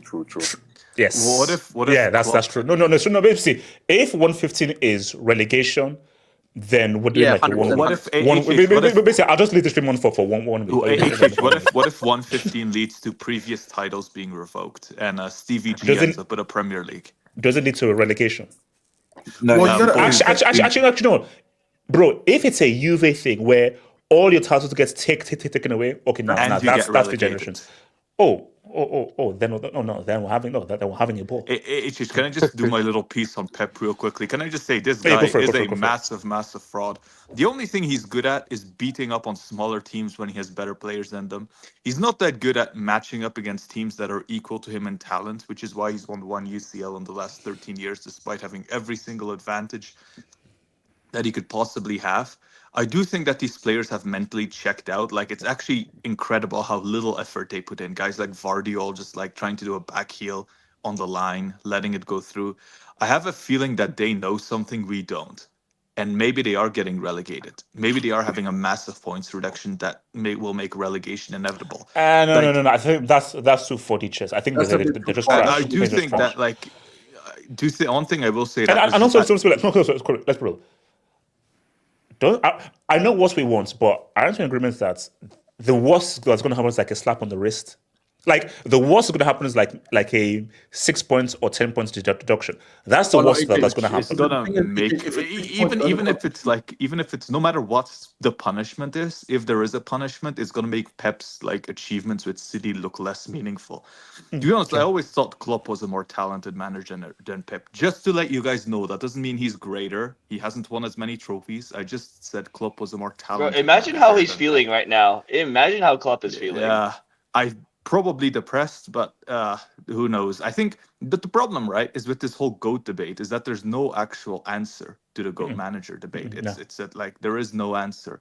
Because then you have Sir Alex, this guy people love. Like, no, because everybody has weaknesses and holes in their arguments. Because my thing though is that prior to this situation, Pep was infallible, or he's done that. Yeah. But now we've now seen that, and I've always known this. I've always known this, but I could never prove it. That because my argument was, hey, Pep, go coach Scunthorpe, figuratively speaking. But my point was of saying go coach Scunthorpe is that go and be in a difficult situation where the environment is not so ideal. Can you manage a difficult situation? And I know that right now is that, Pep cannot manage a difficult situation. Everything has to be ideal for him. I agree, but the problem with Sir Alex. This is a big problem I have with Sir Alex. Do you know he's been grouped in the UCL twice as many times as he's won it? No. Well. So he's been grouped 4 times. He's only won it twice. That's pathetic. That's horrible. That's awful. So, and then you have Ancelotti. Sorry, what? 2012 was really bad. And then you have Ancelotti, who can't win back-to-back leagues, but is the king of the UCL. So there's no real answer, man. I do think the HH. I've said this before, by the way. Rodri's the best CDM of all time, and it's not even particularly close. There's never been. No, bro, he's that's a break. He's by far the best.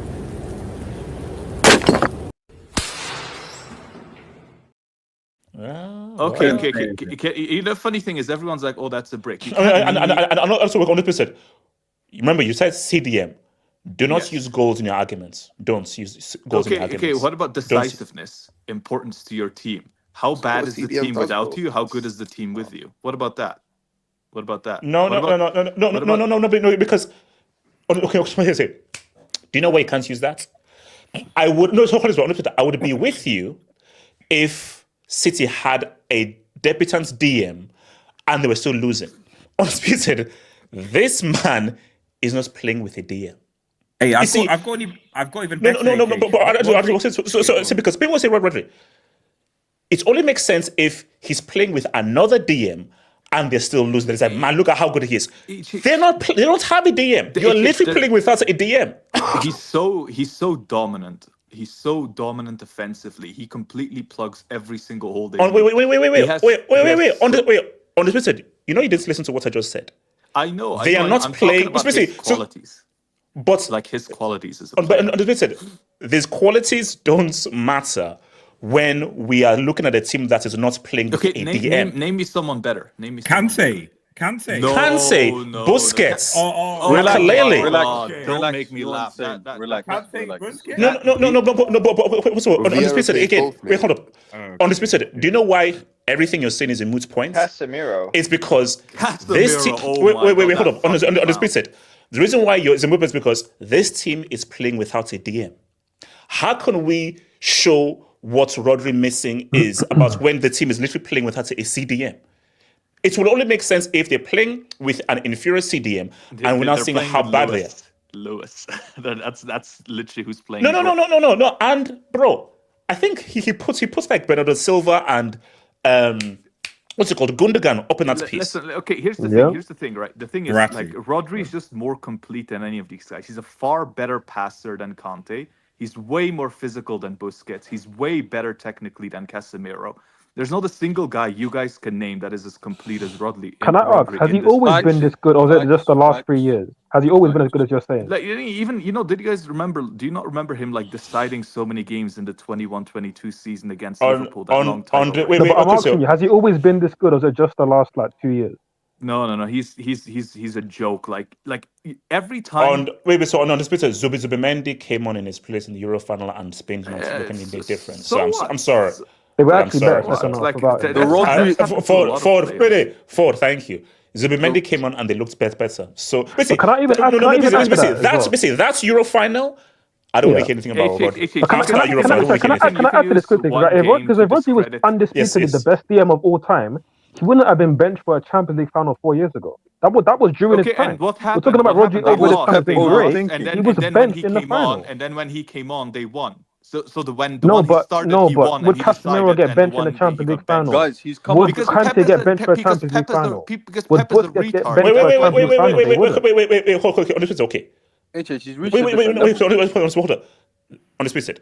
With all due respect, Rodri isn't in this convo because this is about City's downfall that has nothing, that cannot be blamed with Rodri because this team is playing without a CDM. Not a DM. Can I just quickly say, AK Matthias was not a DM. Even Conte is not really a DM, but I'll count him because Rodri's better than him anyway.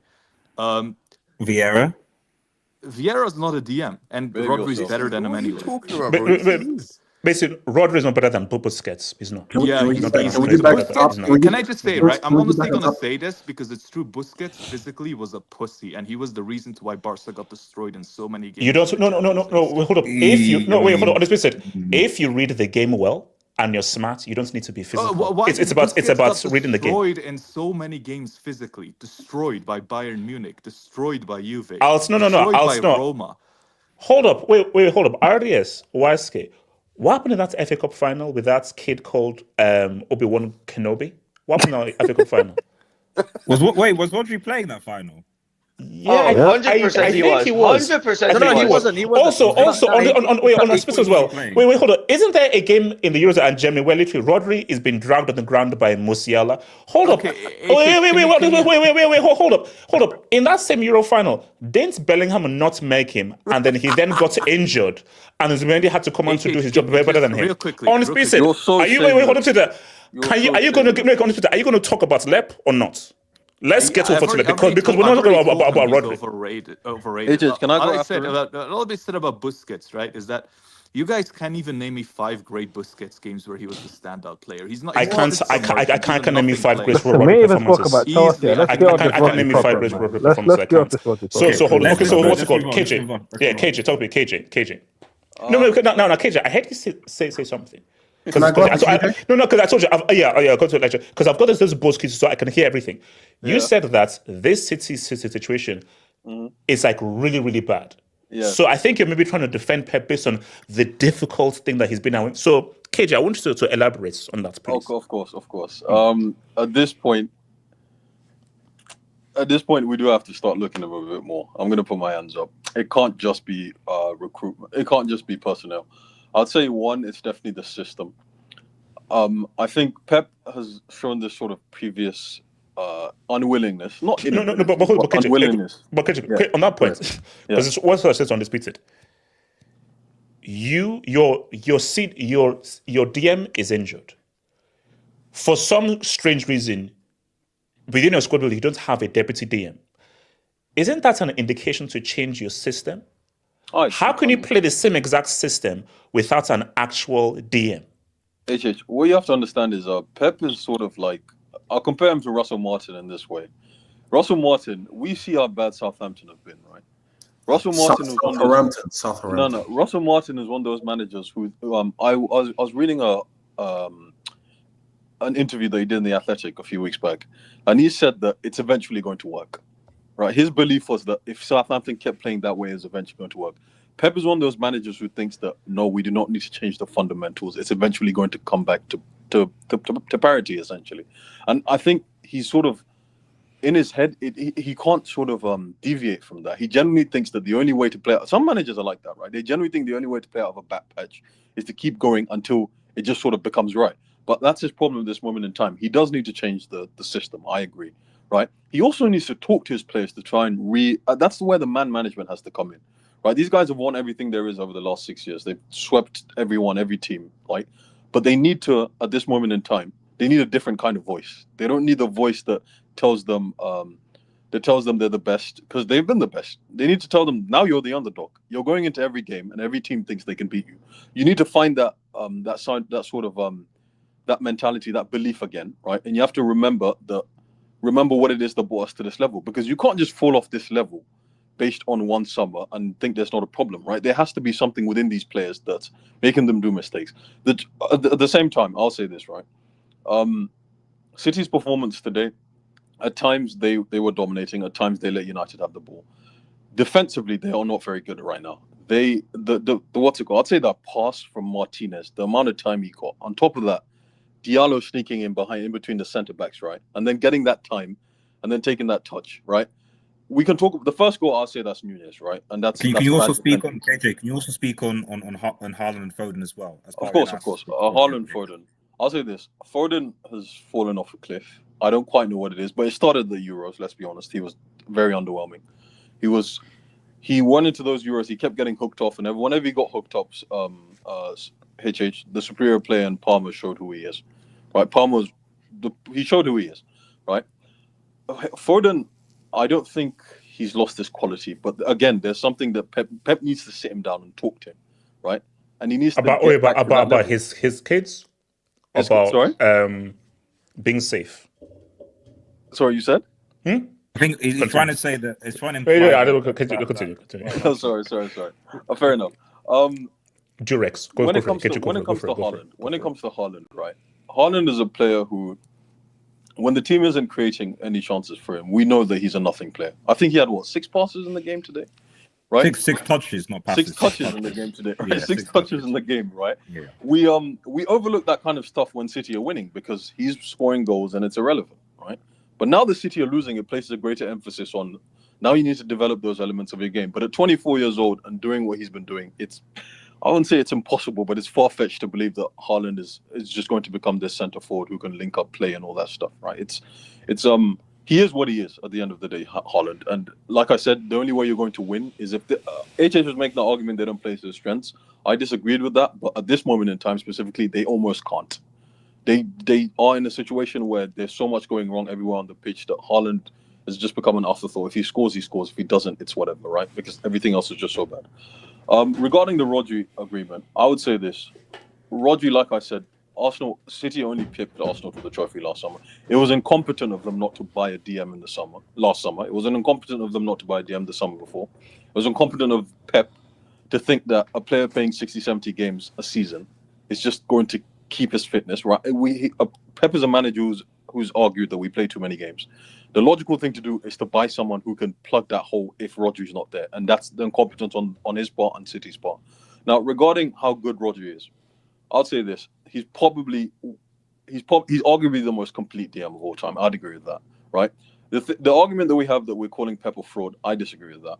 I would say that Pep is, of course, a manager who needs his conditions, right? It doesn't mean you're a fraud if you're given those conditions and you succeed, right? It just means that you need those conditions. When it comes to the arguments regarding the great Barca teams he had, all that stuff, since Pep was left, Barca won 1 Champions League, and so was he. So they essentially, they both needed each other, whether people want to admit it or not. They both needed each other. Since he left, both have won Champions League in 12 years, right? So I genuinely think it was just a match made in heaven. And the fact is that, yes, both have won a large number of titles since they left, but the Champions League is something that both have only won once since they left. That's a fact, right? Since they separated, I'd say, essentially.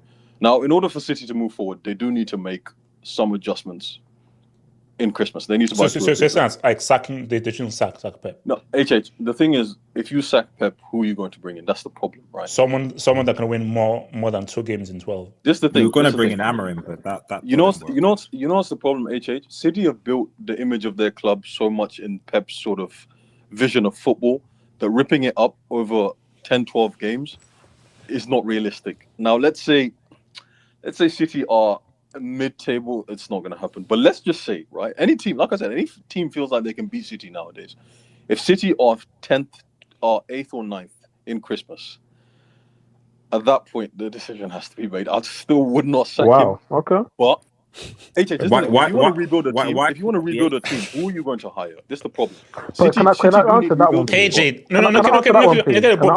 okay, 2 wins in 12 is crazy. That's what I'm saying. It's crazy. But people say, who are you going to sign? People say, who are you going to hire? But we literally saw the same thing with Liverpool. They're like, oh, how are you going to replace Klopp? The club built in this image, all this, but then they hired Arne Slot. And everybody last season would have said, who's Arne Slot? You can't replace Klopp, but he's coming. The guy in the middle said that. The guy in the middle said that. Yes. Listen, I don't think it's not even a bad take. Most people would have said Uzi. Most people would have said Uzi.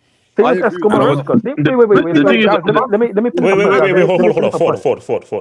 finish my point. My only point is that everyone says, oh, who are you going to hire? Who's the manager?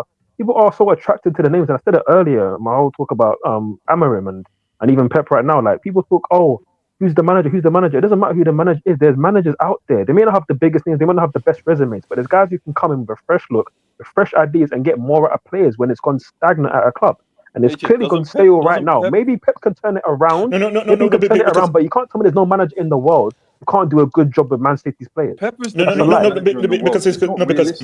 my thing here is, and this is a very scary question. It's a very scary. So again, we know that football happens in cycles.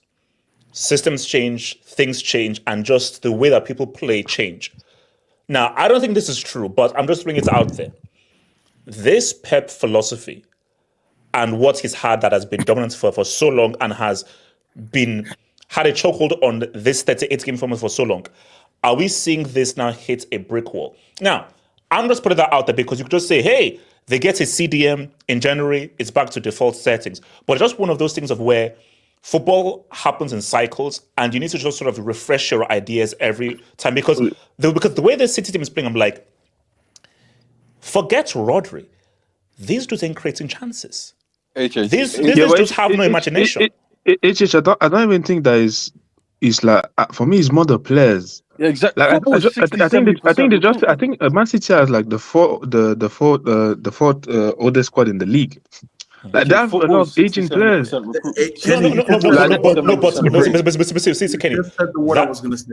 But see, then that comes in. Now that is now an addition to someone like Fergie. One was Fergie's greatest assets was he knew exactly when to ditch players, and he did it cold-heartedly. That is why he knew how to. Okay, boom, out, reshape, boom, out. So he knew when to completely reshape the team. And bro, remember what he did with Yap Stam and that whole fallout. So he was cold with it. And one of his greatest assets was. So my thing for Pep is that. Another criticism is that maybe you've missed the chance of like this KDB guy. I think I should have let him go earlier. Gundogan, I don't think I should have really brought him back. Is knowing where these guys are now over the hill. But sorry, of course. But like the guys for me is 1 year. Like Fergie had he went through 2 years, 3 years sometimes, so he didn't win the league. So. If he is just 1 year, and the next what was Fergie 2 in 10 or 12 or the demands of playing for Fergie are easier than playing for Pep. Yeah, but obviously, I think when from the Arsenal bit to the Chelsea, there's a few years where Fergie went without winning. So now, I think obviously it's probably not as bad. But like I said, this for now. This is 1 year. I think that Pep at this point is unsackable, especially for Man City, because let's be honest, Kenny, He's the Kenny, Is this pro football, bro? Kenny, Yeah. sorry to interrupt you. Are we so basically? And make the City fans here, because there is a possibility. Because you're right, he's probably unsackable, but there is a key possibility that we might see Manchester City in the Europa League next season. Okay, Ardis. That's not even a joke. That could happen. Hold At on. Surely not. Ardis, I'm Surely not. Yeah. Ardis, get that talk out of there. Get that talk out of there. No. Ardis, put it this way: if they are facing to win the UCL, how about that? If they're facing the UCL, no. See, Ardis, now I'm angry. If they finish 6th, they're winning the UCL. How about that? Because let's roll like these. If they go to Europa, he's resigning.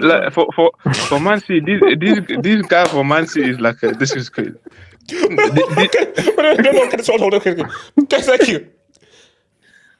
If City don't finish the top 4 or don't win the UCL at the end of the Europa, Pep is resigning and he's going on a 5-year sabbatical. That's a fact. Do you see any universe where this team wins the UCL? Do you see any universe where this team wins it's a UCL. It's unpredictable. It's unpredictable.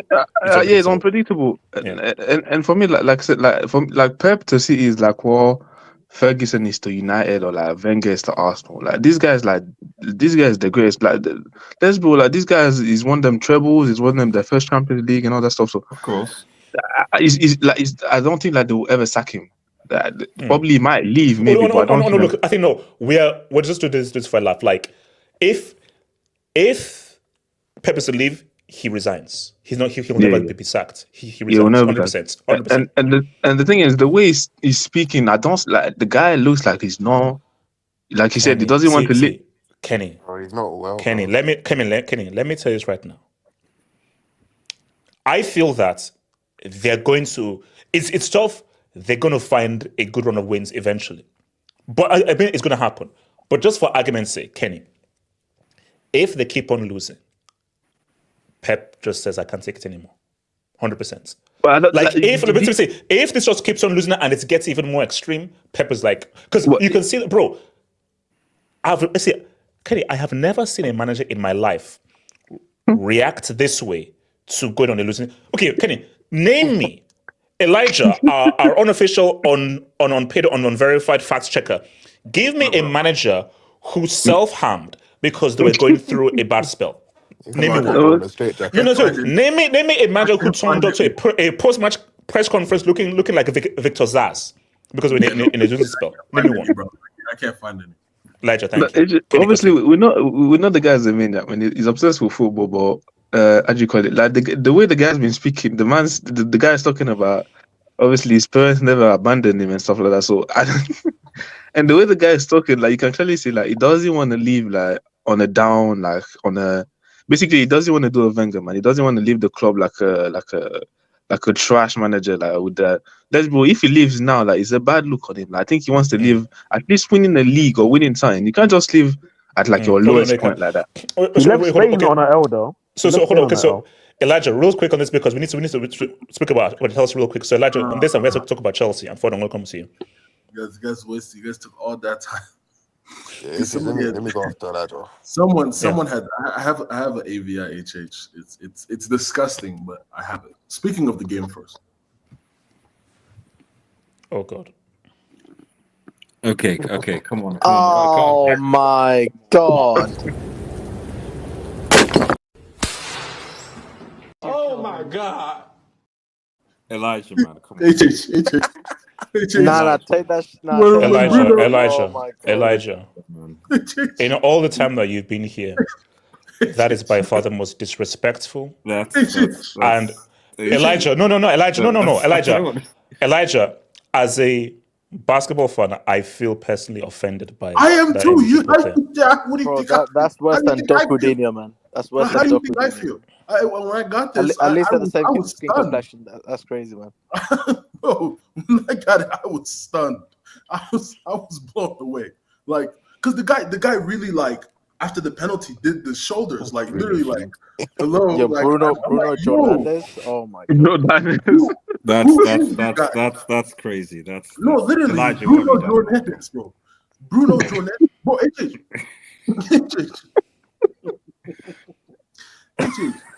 Man, HH. We first of all, shout out to Manchester United, HH. I called it yesterday. I did say, I said I want United to win because that would make me feel good. I did, but then I said, I wouldn't, I'll take City 2-0. But then I said at the end, I would not be surprised if Man United won 2-1. And here we are. Amad Diallo, I'm sorry. I apologize. Because he knocked my club out of the FA Cup last season. He did. And I disrespected him still. You did. But what he did today, bro, I have to put my hands up and apologize. One thing I will do when I'm wrong, I will apologize. And I'm going to apologize to him. But the problem is, speaking of Pep, not even speaking of Pep, but speaking of Man City as a whole, I think these guys are old. These guys have aged out. And the problem is, I don't think people are actually realizing that. These dudes have aged out. Jordan Henderson, it took us a while to get rid of him. You have 10 seconds. Waske, you have 10 seconds. No, you have 9 seconds. That's 8, wild. That's 7, 6, 5, 4. Ricardo, there's going to be a space opening up very soon for you. There's going to be space opening very soon. 2, 1. What happened? Okay. No, as I was saying, You don't want to know. Let you continue. These guys are aging, and they're aging poorly. Like, I remember when we had to get rid of guys. Solid. I still had to deal with, Jordan Jeremiah Henderson, first of his name, for post-COVID. I had to deal with Fabinho post-COVID. I had to deal with Firmino post-COVID. You know what's also crazy, HH? In the last 590 days, Firmino has scored the same amount of goals as Grealish. 1. Oh, Lord. So that's disgusting. So you got to think about Firmino left about almost, a year, 2 years ago? And Grealish has only scored the same amount of goals as he has.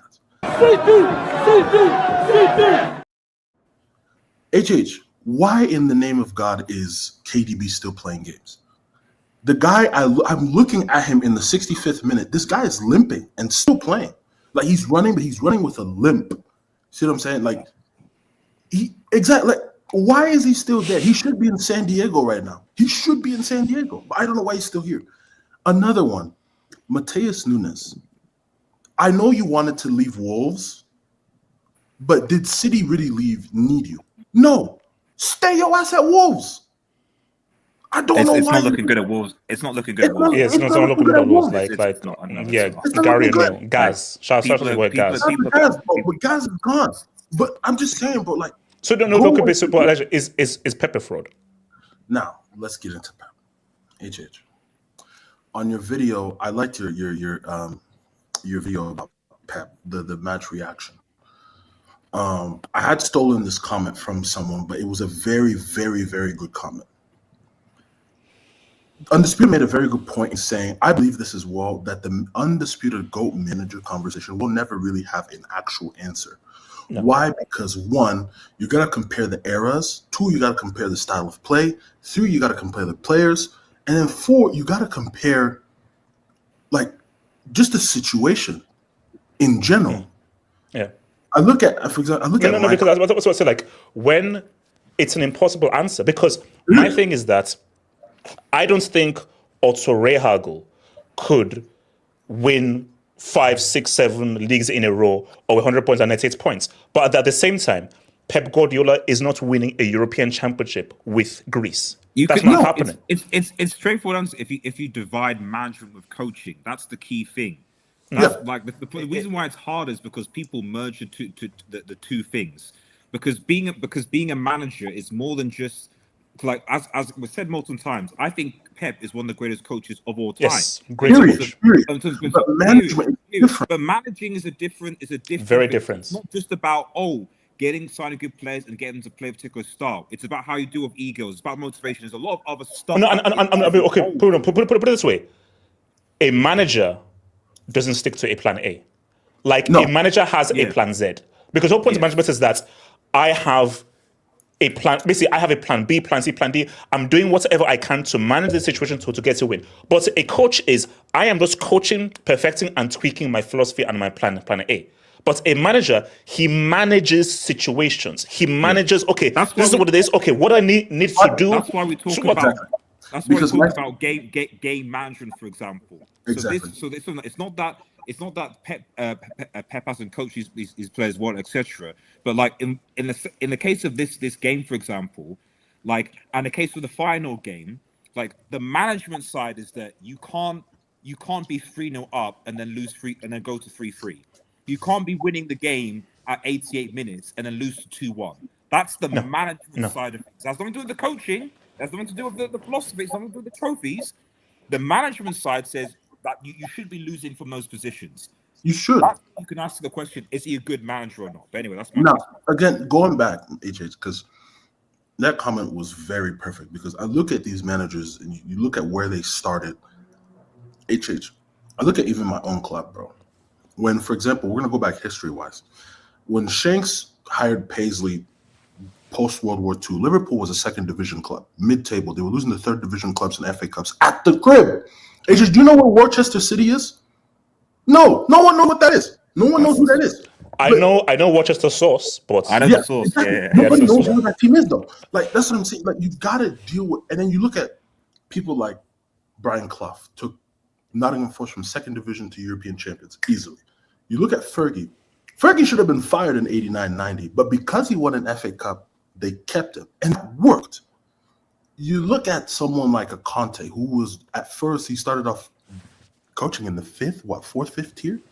You look at Mo, who was literally a translator. That's crazy. Yeah, that's disgusting. He was literally a translator.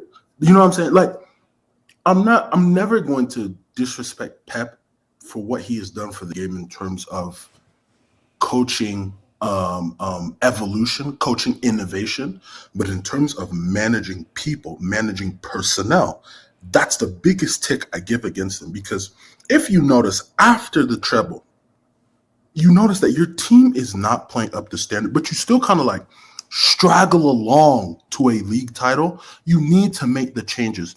That's the issue I had with Klopp. We won the title. Yes, great. 21-20 comes around. 22-1-22 comes around. Make the changes. The changes weren't met. So because I think, and that's the thing, because the father has not been able to make the changes is the thing that's making. So look, we have to, because when we come back, we have to move to different topics. Yeah. So Ford, talk to me. Ford, is the mic okay there, Ford?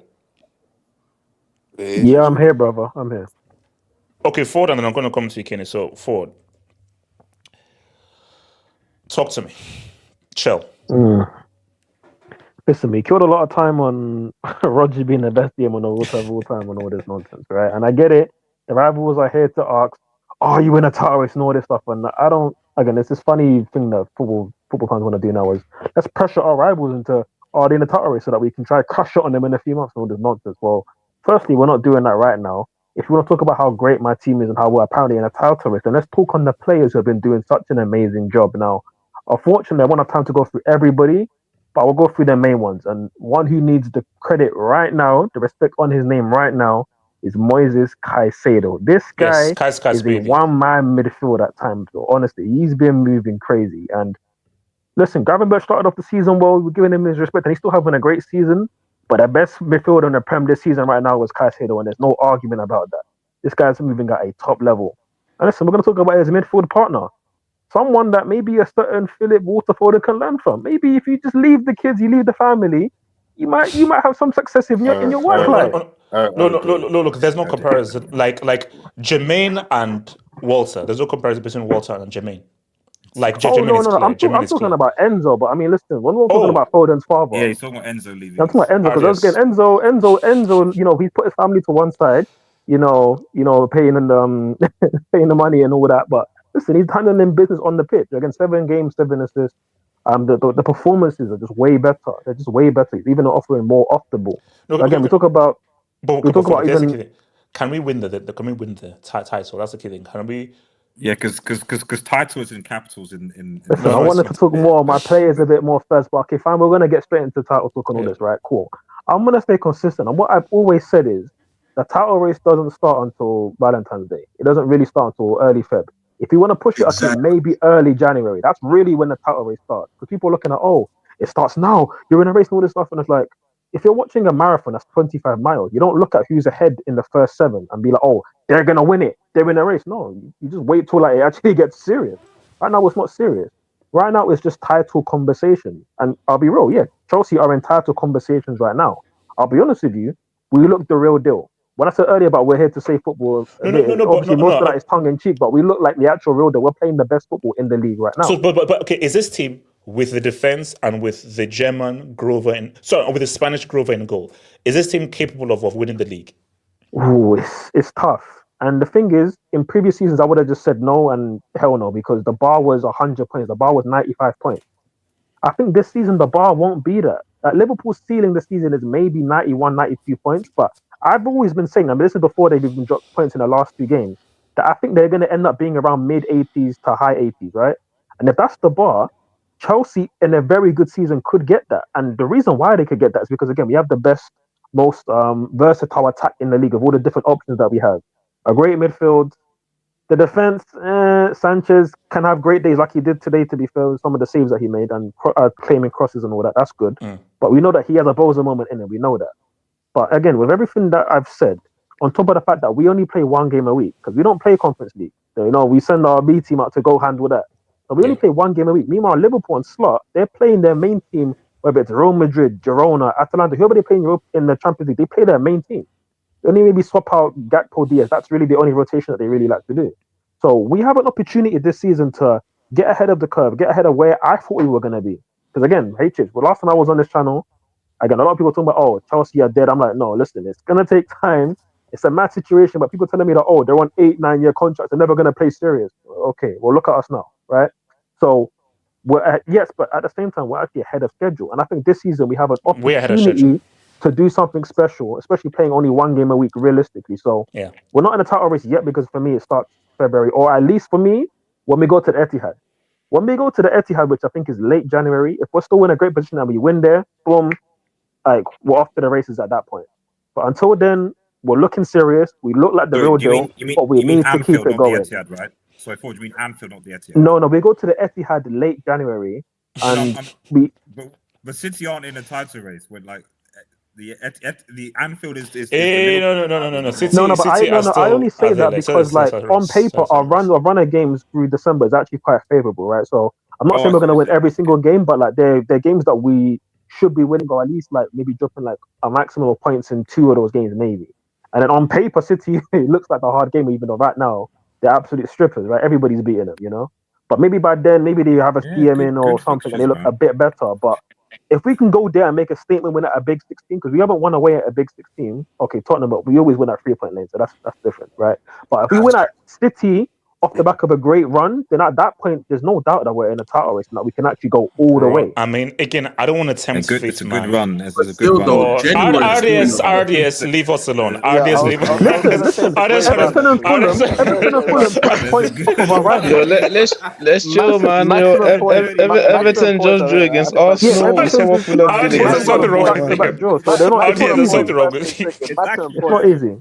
Kenny, we're better than Arsenal. Relax. Max points, max points. Look, I got a goal soon. take each game one at a time. JJ, I told you, JJ for road. JJ. I got a goal soon. Let me just add one last thing, right? I know this has been a LEP team and all this, but really, of course, we got to add to it that this is a Arsenal. This is an Arsenal stream. This is the history of the Arsenal, because I'm sorry, they waited 21 years to win a league title, and then they went that summer, and who did they buy?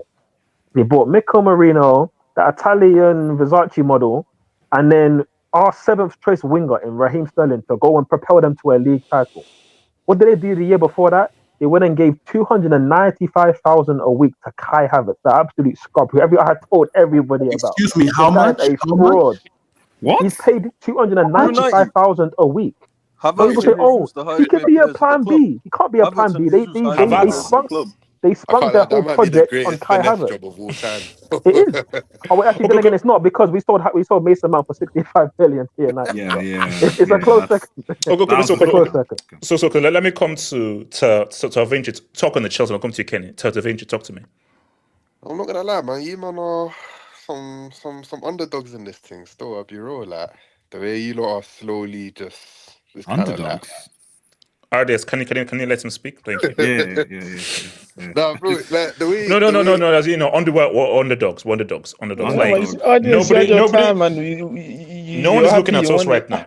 No one is looking at us, man. Yeah, like I feel like that's the advantage that you man are having right now, low key. Like in the sense, rush hour even like the way Maresca's just trying to take all the pressure off. He's doing a hit chase jinx, bro. Like he knows what he's doing, bro. Oh no, he knows what he's doing. He knows what he's doing. But yeah, like everyone's just slowly like. Okay, but do you think this team is capable of winning the league, even though we have a Muppet in goal, German Grover? I feel like you winning the league will be completely contingent on everybody else. I don't think you guys have all of the resources right now, if I'm being honest, to take it there. Like as things stand, like it will be completely contingent on how Liverpool perform and obviously the way City's performing this season. Also, you already know what Arsenal's on, and so I don't even really need to talk about them, man. No. Yeah. So yeah, it really all depends on everybody else around you and how they do. If everybody flops, then yeah, you man can do your thing. But if Liverpool just turn it on, then yes. Okay. So if a nuclear warhead pointed at yourself and your family between Liverpool and Chelsea, who do you think would win the league? Who would you put your money on, Liverpool or Chelsea, if they're both in the title race? I'm gonna put it on pause still because they won it more recently than. Wait, no, they won it more recently than you lot. Yeah. And that's with like a pretty different team and with a different manager and a different coach. Yeah, but Slot is just fake. Like I'll be real. Like I don't know what he's doing with them lot. Obviously, they've kind of been in the last couple like domestic games, but I just feel like unless Darwin does a matting, like Denmark they can just keep kind of chipping away because they got Jota back now. Like we saw what he For how done in long that though? game. Yeah, no, that's true, bro. No, but because so my thing is that Jota can stay fit. Del Nunez is a brick. Gakpo cannot be relied upon. And if Salah snaps his leg in four places, then they're Salah's screwed. second half of the season, he always drops off. People forget this. Relax. He drops off. Salah slapping his leg. Relax. This guy. I think AFCON is a big reason When why was Salah the last time? When was the last time? But there is no AFCON until end of 2025. Can Salah win? Can Salah win a league without Sadio Mane? That's a real question. No, he can't. Can Mane marry a non-underage girl? That's also Undisputed. Why did he have to go? Why did he have to go? Like he actually didn't have to go there. He actually didn't have to go there. Like I'm keeping it football, and you're going into relationships. Let's keep it football right now. And also, all that is alleged. All that is alleged. No. My thing is that Salah's grace is amazing, and he's balling out. Can he win a league without Mane? Because when Liverpool won that league, Mane's goals got Liverpool the most points. Actually, to be fair, Chelsea balling with asterisk tax, so maybe there is some. HH, can I just say, right? If Salah wins us this league, because right now he's contributed about 75% of total Liverpool's goals. He's still not as good as Edso, but continue.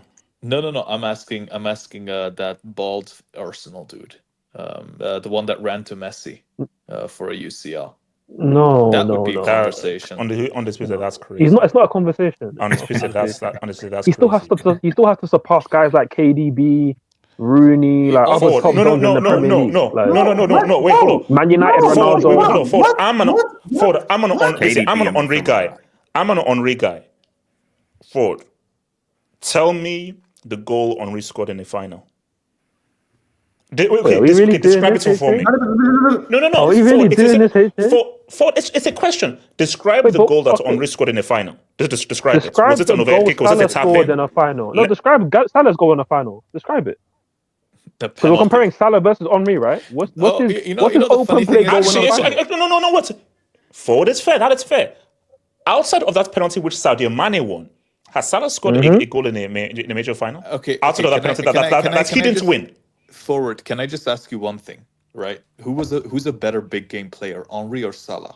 Like in Premier League, who's a better big? No, Salah's just Henry. Listen, bro, Salah's GA in big games. Salah's GA in big games, yeah, I can give you that, but not his performance.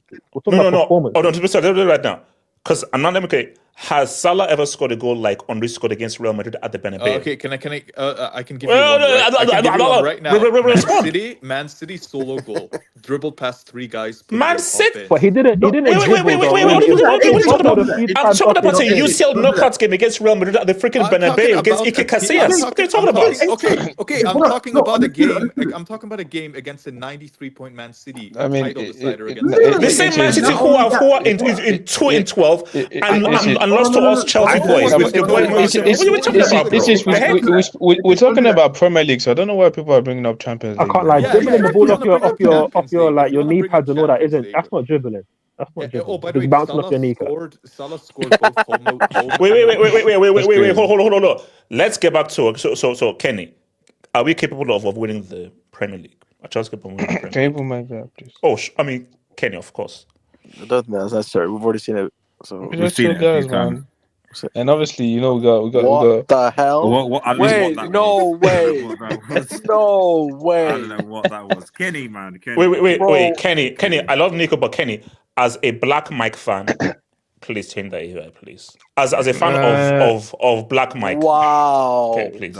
Wow. Respect Nicola. Wait, hold on. Why are you saying wow? I'm a Black Mike fan. I'm a pull back the rush hour thing, but no, obviously we like the manager's being said, man. We take one game at a time, man. We just chill, guys. We're chilling. We're winning games. 5 games in a row. Like we won 5 games. I think the last time we won 5 games in a row was I think it was under Conte. No, it was Lampard. It was Lampard. Interesting. Lampard did that for you guys. It was Lampard. Did he? He did actually. But yeah, man. Like today's game was quite tough. But honestly, I think this was another solid performance. Like that first half, like I said, Brentford basically didn't do anything. They got dominated. Second half was a bit tougher.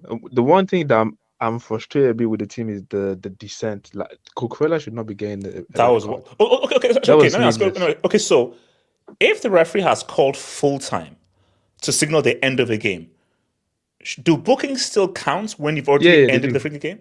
They That's do. crazy because you've ended the game, so you shouldn't actually have any bookings after the game. No, because we've seen sending off like at end of game. Like for example, when these guys they do stupidness or they fire at the end of game, they do get booked. No, but basically, I'm saying that you've literally signaled the end of the game, so anything you do can't be connected to the actual match and the things that you can still give a card. So for example, at the end of the game, like if. Like when you go and shake their hands and stuff like that, if you insult the ref, or he's gonna give you a call. Like he's still the ref at the end of the day. But yeah, like I said, for me, it was a needless yellow card, second yellow card. You get yourself suspended for the next game, which is away at Everton, which is quite a tough game. Yeah, like I said, and there's too many yellow cards. Like the descent, some of these yellow cards that we're getting is silly. I think we're first again in the most yellow cards in the league. It's been 2 years in a row now. Like. This, especially the descent one, that's the one that's like, come on, like you guys need to calm down. Like you're getting yourself suspended you're missing game for silly reasons. But bar that, like I said, for me it's that defense. I think that was still a bit short. But honestly, today bar that goal, obviously we're gonna give some teams chances, but you see the thing is like with Sanchez, like one game the guy is good like today, the next game is gonna be a bozo. You just know he will. You just know like he's so inconsistent. Basically, just give me a consistent keeper. Just give me a consistent keeper. That's what I want. That's what we need. But obviously, as of now, we have no pressure. Like if we end up in a title where it's like I do agree with forward. Like for me, title they don't start until like early February. Like we're not even halfway through the season. No. Sorry, Kenny. I see AK and Ricardo want to come in. Amen. Can I Ricardo just say the only people that have taken a bigger L than Barcelona today is Ricardo. How do you beg to get let in and then you get beat? Oh my God. There we go. By Leganes. No, we're gonna talk about Leganes. We're gonna talk about Leganes. So basically, if anybody wants to swap in, so let Ricardo in and go. Also, guys, let's roll. You don't have to let Ricardo in. That's what I'm saying. No, we need it. And one last quick, I think obviously right now we have quite a few injury, but I do want to see how we go on in the December period, because we haven't had like very good December periods in quite some time. But yeah, so I want to see how we're gonna get on with the games now. And like I said, I think now teams are gonna start like obviously we as we can see, can you now go into the key points? Yeah. Teams are now going to start taking Chelsea seriously. Yeah. And maybe they're not going to have low blocks now and be like, oh, because remember, for most of the time, I was like, oh, Chelsea. I think, especially after this round of games where we were the only guys who won, guys like, wait a minute, okay, these guys might actually be the real deal. So now, how does this group now react to teams that are now going to now take it a lot more seriously and now start treating you like Liverpool, like Arsenal, like Man City? Yeah, Can I say though, that's what Brentford represented. Brentford were like one of the first teams. And Brentford did that today, and I'm happy that we were able to. That first, and that's the thing. Scoring first goals, especially in those games, are very important. So that Cucurella goal just. Can I just add as well? By the way, first off, which we were very good. We had 15 shots. Of all the people to know, Ricardo, that's an L, bro. Oh, no, you know what? Ricardo, for allowing him to come in, that's a man. That's the stat I was going to mention was the fact that Chelsea had 15 shots first off against Brentford. Arsenal against their own low block, and Everton had 13 shots over 97 minutes. That's the difference right now. We don't talk about like if against low block, if we can replicate what we did in that first half, I have no worries. Like if we can replicate what we did in that first half against low blocks like that, I think that will be good. But yeah, I want to see how they're gonna handle the pressure, and let's move, man. Okay, hold on. In Maresca, can I speak, guys? Wait, no, let me hear, because Osuna hasn't spoken yet. So Osuna, talk on Chelsea. And can they win the league this season? After Kelly. Wait, can I go after? Oh, no, he hasn't spoken yet. Oh, for sure. I'm literally brushing my teeth. Come back to me. You're brushing your teeth. KJ, talk. All right. Few things. I'll just quickly talk about this game. First things. HH, that cousin of yours on the wing, Madueke. He does this thing where he plays certain games where he's very very uninterested. Yo, what? He's very like. Is he lying? Keep talking. He does this thing in games where he's very uninterested, and it's very frustrating. Where he gets to the final third, and you think you need to sort of be a bit more instinctive, a bit more ruthless in that final third, in order for us. In order for you to get to his that decision making is awful. Exactly, it's very questionable. The second thing I'd say is, I think. We have to give credit to Brentford. They're a good team. Wissa and Mbeumo are amongst the top scorers in the league this season. So I admit Mbeumo's goal, Colwill, I don't know what his awareness was during that time. But yeah, it shouldn't have been a goal in all honesty. But Brentford are a pretty good team. I'll say one thing, HH. I genuinely think us winning the league depends on Lavia's fitness.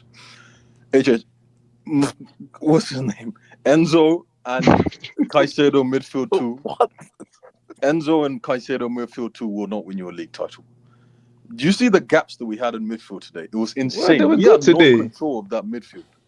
We had no control of that midfield. We had no control of that midfield. We limited them to nothing. They had a couple counterattacks, but we were literally pressed in their half. Towards this latter part of the second half, then it got a bit crazy. But for most of that game, Chelsea were in control. It was very back and forth, but I think Chelsea were in control of the game for about 70 minutes. Yeah, 60. HH, we need to stop confusing possession with control. This is the thing. I told you. No, Chelsea didn't have more. Forget the whole possession thing. The way the game was going, Chelsea had control of the game. Again, we had 15 shots to their 1 in the first half. They had one shot in the first half. If you watched the game, Chelsea were in control of the game, and they lost control less than second half. If you watch that first half and you don't tell me that was control, I don't know what. No, this is the thing. In that second half, in that first half, right, we were getting into positions, right.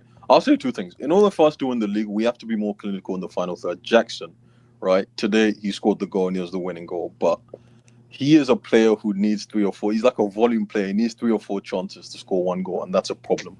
Because there are certain games where you won't get 3 or 4 chances. No. We have to be honest. Jackson is not clinical, and it's a problem. What do you mean it's not clinical? I think he has the highest conversion rate in the league. Right? He missed an open goal today, Kenny. bro. We have Yeah, to he be, missed. no, No, we but have no, but we're acting as if like wait. Didn't Lewandowski just miss like big chances? Like every striker missed chances. We're acting as if Jackson is the only guy that missed chances. No, but okay, look, say I'm not a stats guy, but I would love to see Nico's XG. I'd like to just see his actually XG very and good see his this actual season. goals. This game from last season and from this season so far, his XG and how many goals has he scored in comparison to his XG. Because from what I'm seeing, I'm like, he does miss a lot of opportunities that he should be putting away. Like he is scoring and his goal rate is good. And Lucy Cage, like, I'm a huge Nico critic, but KJ, the result is the result. He got the winning goal. Yeah, no, listen, and that's the fact. He got the winning goal. I mean, he ain't the only guy missing. Like Madueke is not like the best in front. Like, He has 9 goals from an expected goals of 8.85. Okay, yeah, so that's good. That's fair. But I think Haaland is. I think Haaland is like underperformed. Like he has the same. Like, I don't know. Guys are acting as if like strikers are crazy. No. I'm not saying that's not a reality of football where strikers miss chances. Just my thing with Jackson is that I think that was the problem. That was a problem last year. This year, his hold up and everything has got better. But last year, we can also argue that he should have scored more than 14 or 15 goals he got in the league. So like he's improving his all-round game, but I think he does. Obviously, he's 22, so he does need to be more clinical. And my problem is this: there are games where he will be inconsistent and he won't score as many chances as he should. But this is the thing: there are certain games where you won't get as many chances, and this is why becoming clinical becomes more important, right? You need to. There's games where you need to just, if you have 2 or 3 chances, you have to put away 2 or 3. Right? It's not unreasonable to say that Jackson could really be getting 2 goals a game with Chelsea. If he was more clinical, this is my thing. There are games. No, but I do get that. But the thing is that, like I said, like we have other attackers for a reason. For example, against Tottenham, he didn't have a good game. Yeah. Palmer showed up. Sancho scored. That's what the other attackers for. No, that's fair, and also KKJ. At the end of the day, you can criticize Nico all you want. Would you rather have Nico Jackson or Havertz and Gabriel Jesus? Oh no, he's an improvement on those guys. But wait, KJ, hold on. Improvement. There's no comparison. Those guys. There's no comparison. That's not the standard. That's not the standard we need to compare him to, though. We need to be comparing him to the best strikers in the league. No. But the points I'm making towards Kenny is the fact that a lot of guys can score, and they actually have a guy that scores at a pretty good clip in comparison to thingy, shows you that it's not an ideal situation, but it's a pretty good situation to be in, where a guy can score goals and he can spread the goals around, rather than you have 2 guys who just don't score goals on a team in red in North London. Sure, I agree. So that's fair. I completely agree. But KJ, quickly, you see who are the best strikers in the league, person? Like if it's he is one of the best strikers in the league. Hold on, this guy said, Havertz is not just a goal scorer. He's a 95. He's a 95. He does the shit. He's not just a goal scorer. So which means that he does many things. So what are the many things that Havertz he battles with center backs? He wins duels. I do have to ask you guys this: who's better, Jackson or Jota? Jota. Jota. Like he's more technical. It's in terms of what? In terms of overall player or finishing? In terms of overall player, I'll take Nico Jackson. In terms of finishing, Jota. Yeah, because literally Jota walked onto the pitch and scored, literally. Yeah, that's crazy.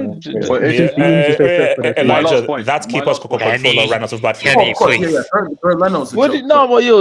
but the thing with Jota, the guy is always like, can you stay? If you stay, then I'm okay. Yeah, the guy if for example, if we're talking per 90 minute this season, I think he probably has more goals than him. I said, for me, what Jackson brings in, not just goals, the way he can hold up, play, run at defenders. I would prefer him as a striker. For me, with Jackson, the conversation that we're having, right? Like, I get it. On the eye, we can see, even though the numbers are great, on the eye, we can see he's not a natural finisher. His instincts in front of goal aren't the best. We know that. But right now, he is on course for 20 league goals, which would be a great return. And I think for me, if he gets me around 20 league goals, I cannot complain. I think he's had a good season, especially because I know he offers more outside of that. Yeah, he's on course for 20. Right now, he's on like 8 or 9. Wait, hold on. How many did Nico get last season? 14. Like 15, 14 or No, 15. 14 in the league. So if he gets 20 In this the season, league, yeah. non-penalty goals, but he's not taking I think he, penalties. he has 20 the non-penalty most goals I would think be he has the very most impressive. non-penalty goals like since he came. he to the doesn't league. score penalties. Yeah, no, bro, Haaland has basically, more. But he has more non-penalty goals since he came than Mo Salah. But that's true. wait, basically, if he can give you 20 and he spread the goals around, that's a good foundation. Yeah, because Noni That's will a chip good in, foundation. Sancho will True, chip I in, agree. Palmer's getting I agree. 20 his league 20. goals is incredible, man. What is this? Yeah, and he's on course for that right AJ, now. Oh, Because Haaland, no, you he's not can't playing. really. You guys Well, have to Haaland. understand my argument for my criticism of Jackson is just the clinical. That's one of the things. I'm saying there's games where he's not going to get 2 or 3 chances, and those games could come back to bite us in the ass. That's what I'm saying, right? The last thing I'll say is, AJ, I'm being serious about the Lavia thing. Genuinely, right? Wait, hold on, real quick. Is this the same GUI that's missed an open goal? and also, I'm sorry, GUI in that Bombers Conference League with Noah's Ark from the Bible is a different competition from He played in Kazakhstan, man. Negative 11 degree weather. So, respect. sorry, KJ. My last point before I let someone else speak. Yeah. I genuinely think that Lavia's fitness is the key to this title. I'm not joking when I say this. I think that Lavia's ability to protect our midfield, Caicedo does a very good job, but at times you admit that he's a bit rash, and he does get what's it called? He does get drawn to the ball a lot, right? He drifts in and out. No, KJ, it's beyond the KJ. It's the defense. No, it's I the agree, defense. but this thing, Because you can Lavia make shifts to helps the with midfield like that. Chelsea's downfall is the defense, and I want to talk. I'm taking the keeper and that's defense because look at that goal. Tosin, like that was on Tosin. It was that goal was on Tosin. So and Cole's awareness was really bad. But I'll say this, right? He should have if Cole had slide tackled or just stuck his leg out, right? He would have intercepted that ball. I'm not quite sure why. But the thing is this: I think that Lavia helps with the protection of that defense. AJ, you know yourself, you have a very good DM, right? It can put less pressure on your attack to sort of whenever someone's coming against them. This is my thing. I think that the midfield three of Lavia, Caicedo, and Enzo can work. But I think that in order to win the league, we generally need Lavia to be fit for us. If he's not, it's not happening. I just think he helps a lot more control and balance in that midfield. Can I just say on that though? I mean, he's back. Like defensively were that poor that Lavia and Caicedo helped, but we didn't have to defend much against Tottenham or today against Brentford. But every time they had an attack, almost all of them ended in a big chance. And that's for me, that's down to the defenders. But you look at Liverpool, their midfield does a good job, but they rely on Van Dijk and Konate defending in open spaces. Chelsea, we haven't got that luxury because Cole in open spaces isn't great. Tosin isn't great. Fofana's pretty decent, but we know he's not got the fitness to do it. Badiashile and the Sarsi, they're bum, right? So we know what it is with Chelsea. And right now, that's why we're behind Liverpool. So they have to cope with that. You say we have a bad defense, but we've got the third best defense in the league currently. Yeah, because we don't concede many opportunities because we're controlling games. You saw Brentford; they had one opportunity in the first half. When they had chances, it was panic stations for us. Wait, hold on. That's what they was like. The defense is not good. No. The thing is not good. The thing is that we don't consider. Don't stay rep the defense. We don't consider a lot of shots, but we consider big occasions, big chances. I'm not repping it. Yeah, I'm not repping it. I'm just saying it's not as bad as it. You don't get to choose if you're in a title race or not. You're in one. Like it's official. Yeah, you're in. You are. No. Yes or no? Okay, let's be realistic. A title race is if it's really February. Whoever is within the whole thing in February, because most times in February you've built up so much consistency that if you're still in contention in February, then you built a momentum to like you're going to be in contention until the end of the season. You have to be logical. No, because let's be honest, many teams have dropped off in November, December. But if in February, late January, Lampard was top of the table. So was he in a title race? He wasn't. First of all, no, but listen to the key point. That was November, not February. Okay, no, but we're in December right now. We're in mid-December. Wait, hold on. Undisputed. Yeah, I'm just going to say that I'm not going to get too arrogant as a Liverpool fan because Chelsea, they're insane right now.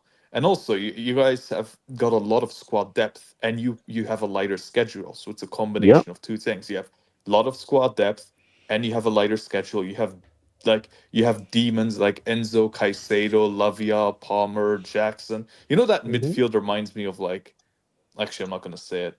I'm not going to say it because I might get kicked, but that's a very good midfield. Very, very good midfield.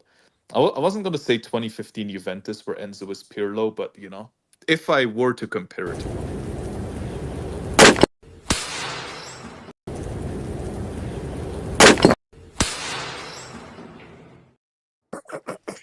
you just I'm say not Enzo saying and Enzo Pirlo? is as good as Pirlo. No. That's not what I said. That's not what I No, that's said. not what he said. That's not what he said. That's Stop. not what I said. Those I'm not slaps saying are like Lavia. I'm shotgun not saying shots, man. Lavia is as good as Vidal either. I'm not saying that either. Bro, they ring through the headphones, bro. It's mad. Bro, Oh first my God. Rodri's But the greatest DM of all time. Now this, bro. What's going on? Clanger, Hold on. all-time But let clanger, me all-time clanger. let me just land. Okay. But What's the this thing called? is, the HH. The thing is, though, right? Even though you're technically the favorite because you have such a deep squad and because you have a lighter schedule, the one thing that You're makes me doubt undisputed. it. I see what you're trying to do. Don't The one say thing we're that favorites. makes me is doubt he this, wrong though? Kenny, the one thing that makes me doubt this is that head to head, Liverpool is still your daddy psychologically. Those two, Oh, those no, all those cup wait, finals. but again, I say this every single time. I can't remember what season it was. There's this, and I think it was when Arsenal had Adebayo. Arsenal beat United twice that season. Who won the league? United. So there can be scenarios that you could beat us twice this season, but we could still win the league. Like, this is not knockouts. This is 38 games. I agree. And I remember, agree. you should have beaten Fulham. Now, Yeah. a draw is better than a loss, given that you had 10 men, but really, that's a game you should be winning at home against Fulham. So, we took, and Chelsea, we're the big winners. Like, it's only one weekend, but what a weekend for Chelsea. It's two in a row, though. It's a two in a row. big weekend, and I am Okay. seeing you guys close up. The thing is, though, like, you out of the current, I don't think you have any players that have won the Premier League, have you? Out of the current squad, maybe Sterling. Wait, no, you don't have him anymore. You have Sterling. No, we don't have any players, man. No, you Technically, have no. You have Tosin. no. Technically, Oh, Tosin yeah, did that too. Palmer, Oh, yeah, that doesn't Tosin. really Palmer, count. but he was already a James. starter. James. We do have quite a few like Salah. Experience is Van overrated. Experience is overrated. And yeah, no, but the thing is, like, the amount of beatdowns we've given you guys, like, Liverpool are the owners of Chelsea FC. If They're not Chelsea beat want down. to, You winning the games aren't the same as beating down a Undisputed. team. All that matters is after 38 games, who's on that top of that table. That's all that HH, their matters. manager literally admitted that the think- only team that was better than them on the pitch this season was Chelsea. He literally okay, I admitted think. that. At Okay, Anfield, they were the better team. okay, fair enough. How's that a beatdown? You're getting that Can I Pep speak on this? compliment. You know when. Sorry, real quickly. You know when Pep compliments Napoli. You know, it's kind of the same thing. Yeah, little bro, we will see you. We will see you in May. Sure, and it's just like how Mariska's telling you that we're not in a title race because we're not ready because we get silly yellow cards and we what's can see it silly called? goals. So YSK, 10 it's seconds. a one title race. So it's a one-team title race. So you can't bottle it, Liverpool. You can't bottle it again because Liverpool have been there where they bottle title races. So don't bottle it. Mariska told you it's a one-team title race. He told you that. Okay, wait, Our manager said hold on. Hold on. AK, talk to me when they come to AK. Yeah, man. I was trying to get him previously, then I gave up, and then I saw there was a spot open, so I came in. I want to speak on Pep because I wanted to, HH. I was a bit hesitant at first, but you convinced me. I might be putting Jose above this guy. So you convinced me. I might be putting. How did I convince you? How? HH. I just read this his press conference before the Man United game. When asked about Rodri and his slump in form, he responded by saying, "How many rings did the Bulls win without Michael Jordan?" He was comparing Rodri and Michael Jordan. That's a break. Yeah. There it is. So now I can go back to my other AVN. No. No, I'm.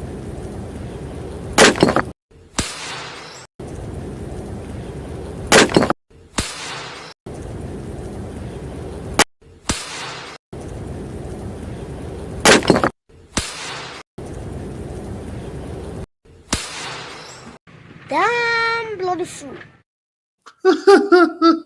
Rodri is Michael Jordan. That means that Rodri might be the GOAT. He might be the GOAT of all. He might be the GOAT footballer. Do you know? Let's look at him bigger.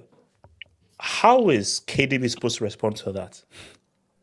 How is Bernardo Silva supposed to respond to that? No, because again, this goes back to we need one more, so it's 6 wings. 6 wings, 6 Oh points. one more. Hold up.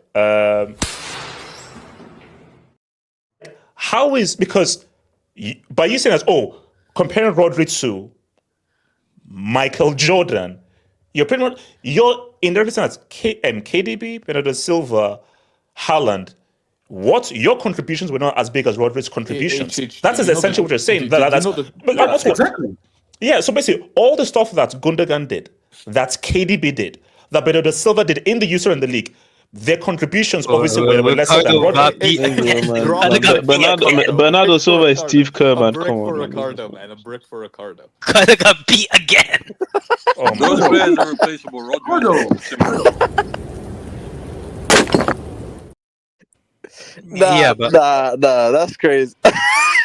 yeah, but overall on that's what I want to say on Pep and Man City, but on Chelsea, man, this might have been your dream weekend. Like, I'm just thinking about everything that happened, bro. Little bro dropped points yesterday. Liverpool dropped points. City got a LEP stream out of it. United are still garbage. And yeah, you're currently 2 points away from 2 points off Liverpool in first place. So bro, you are in a title race. You can keep denying it, but No. you are Let's see in where a we're at in title race. February. Let's wait Okay, till fine. February. Let's wait till February. As of now, you are in a title race. That's what I will say. But I thought Chelsea played well today. I don't. I think like, bro, who was which right winger played today? Madueke or Neto?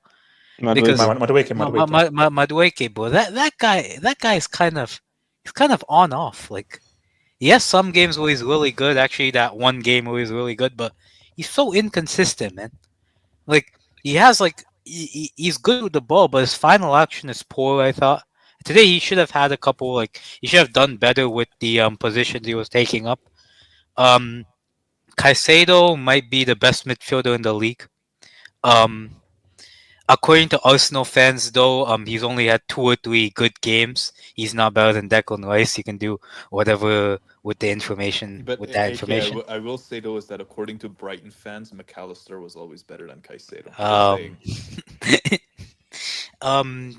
Overall, though, I think Chelsea. The one thing that might harm them for the league ambitions is that defense, man. Like, bro, Tosin Adebayo, bro. Like that He was guy. good today. That He guy's was good kind today. no. What? He was good today. He was good today. What? He made one mistake. That's it. A He costly made a mistake. mistake. It was a costly mistake. Go ahead. Bro, that guy's kind of iffy, bro. Like, I don't. No. Basically, Tosin has an error in him. No. Chelsea's weakest points is the defense. I don't trust Yeah, them. yeah. Everything midfield attack, that defense, and keeper. Yeah. I think If you don't win a league with this defense, that might be dodged though, bro. Bro. Yo, basically, Maresca might be. If Maresca wins this league with your boy Sanchez and that's the defense, that it would be a miracle. It would be a miracle. That's do it. Yeah, but overall, I thought a good performance from Chelsea. I thought, but I tried. I wanted to speak about Pep because this guy's a fraud, man. Okay. Have your brief say on Pep. I'll take you on Dubs and we'll Yeah, so bro. briefly on Pep. Like, Wait, quickly. I'm aired out. So Ricardo, you have another chance to. Ricardo, This could be a if you miss this opportunity, then you know what? Bro. So go for it. Yeah, Someone, bro. please get him in before Ricardo. Please go for it. Bro, like, did you see him like after in like the 45 minutes he was waving to the camera? Yeah. Bro, like, what are you doing? Like, what are you actually doing? Like, and then at the end of the game, he's like, "Oh, United, we played well. United were good, but they weren't that good." Like, bro, people always talk about Pep as this humble guy, but bro, if he gets beat, this guy's an arrogant. This guy's an arrogant idiot like, when he gets beat. But basically, we're saying like, because we've never seen him in this situation before, and he can't handle it. He can't handle it. I mean, ultimately, bro, Mateus Nunes, that guy's a bum. That guy's a genuine honor. That guy, you have to put him in the Brick Academy as well. Yes. Shout out to Kyle Walker. He embarrassed himself in front of all his kids who are living in multiple households. By the way, shout out to them. Wow. Okay. And multiple households, bro. Yeah, bro, it's true, bro. He has kids in like 6 different households, bro. Let's be real. On top of that, I was just like watching a video of Pep's 17-18 City team. Bro, this guy turned into a terrorist. Rodrigo turned this guy into a terrorist. And also, whoever said Rodri was the greatest CDM of all time? I have no idea who said that. I have no idea who said that. I mean, can I just say first of all, I just noticed it starts to smell bad in here, but I just realized who joined. Sorry. Anyway, keep going, AK. Ayo.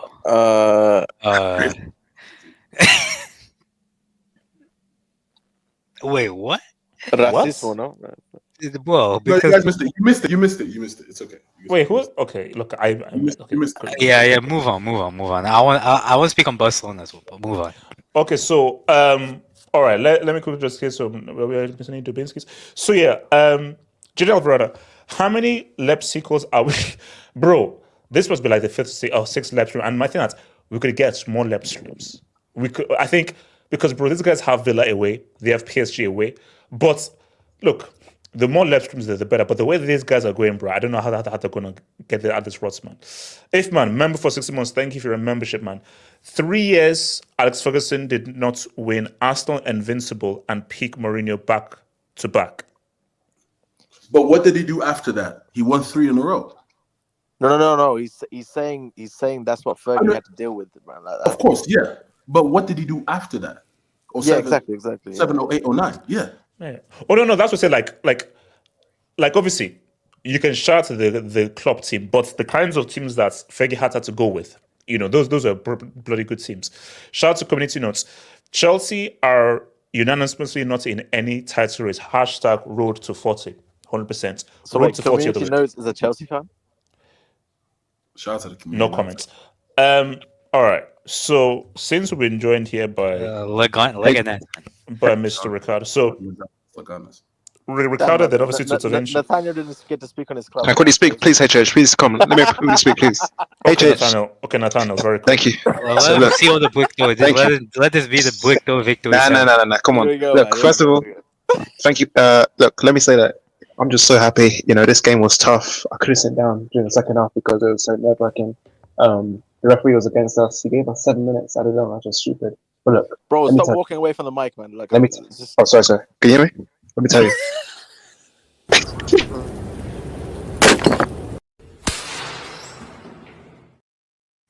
Look, we can go. Look, be quick, please. Be quick. Look.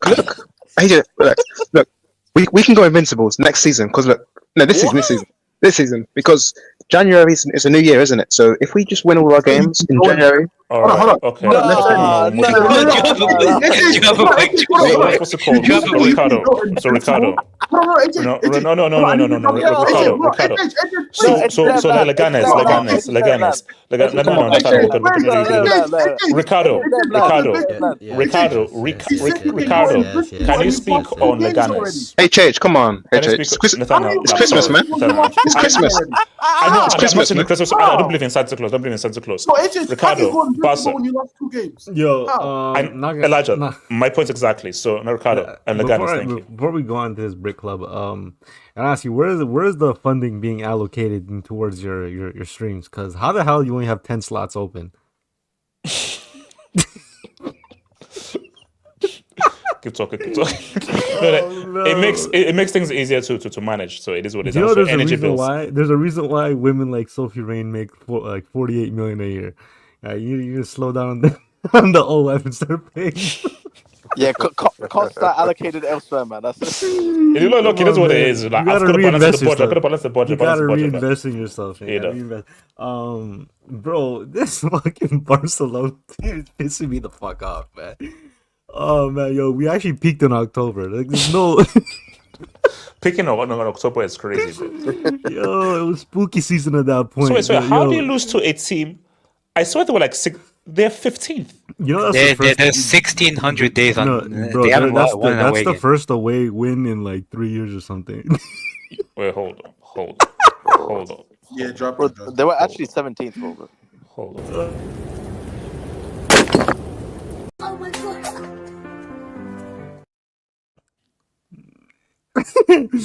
Yo, no, but we actually started talking about certain people at this club that have gone unprovoked. First and foremost, bro, we're cooked for next game. Yo, Hansi Flick got suspension for no reason. They legit suspended this guy for being German. I swear, that's the only logical reason. And then now, And also, isn't the next game Atletico Madrid? Yeah. But now Lamine Yamal might not even fucking play either, because he's probably injured. But it would be the most Barcelona thing to beat Atleti because we typically do beat them. But I just don't get this fucking team. You curb stomp Real Madrid, then you curb stomp Bayern, and then you lose a whole bunch of games in between. Then you beat Dortmund at home, which seemingly nobody can do these days, which I didn't even know that, to be fair. And then we lose to this fucking game. So it seems like this team only shows up when it fucking matters. But like, I don't think they got the memo that to win the league, you got to beat these bum ass teams. Yes, I guess to be consistent. like maybe they thought that Barca won the league after you beat Real Madrid. Oh yeah, the league is done. So, bro, we literally had like what, an 8-9 point lead up that point, and now it's fucking gone. And then if Real and Atleti win their game in hand, we're in third place. I mean, the only good thing is that Real Madrid, they seemingly don't want to win La Liga either. So, maybe Atleti have a free run at it. Bro, oh my god, this team is fucking pissing me off. Danny Olmo, man, this guy looks like he's about to tear an ACL every time he plays. Like this, he's been asked for like a month, and you know who's also been asked too? I don't think anybody's speaking on it because he scores a cheeky tap in here and there. Yo, Lewandowski has been fucking god awful. Bro, the amount of chances he missed today. Oh my god. Bro, the only positive from today's game was what's his face, Pedri and Rafinha. The only two positives, and I hope Lamine can not get injured. I mean, that would be very useful. If Lamine gets injured, bro, this season's done. His game it's finished. So at this stage with the crazy results, who would you put your money on to win this league? Because again, you can look at the tape. I said Atleti at the start, and even if I think Atleti are in a pretty good spot with the results and how they've been playing, I still think we are generally in a 3-horse race. This is generally a 3-horse race. No, definitely, because Atleti's playing really well. Real Madrid, their star power is getting them through. And Barcelona, just like, I don't know, man, they're like hot and cold.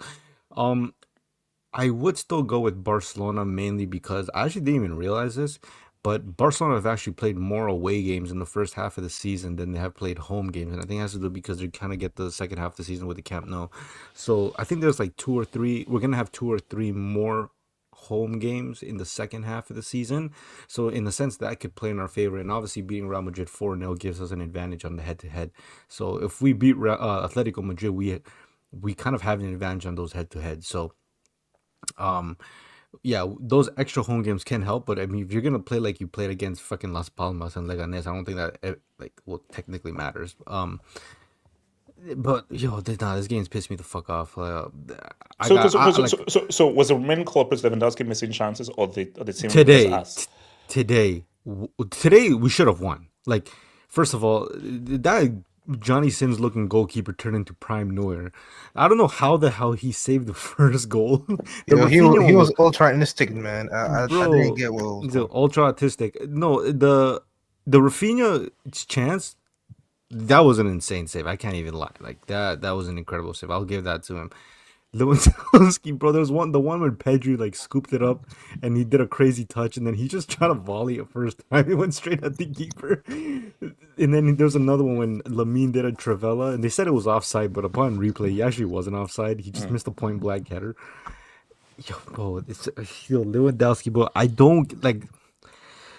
Bro, I'm gonna be dead ass with you. I don't see. I don't know. He's old.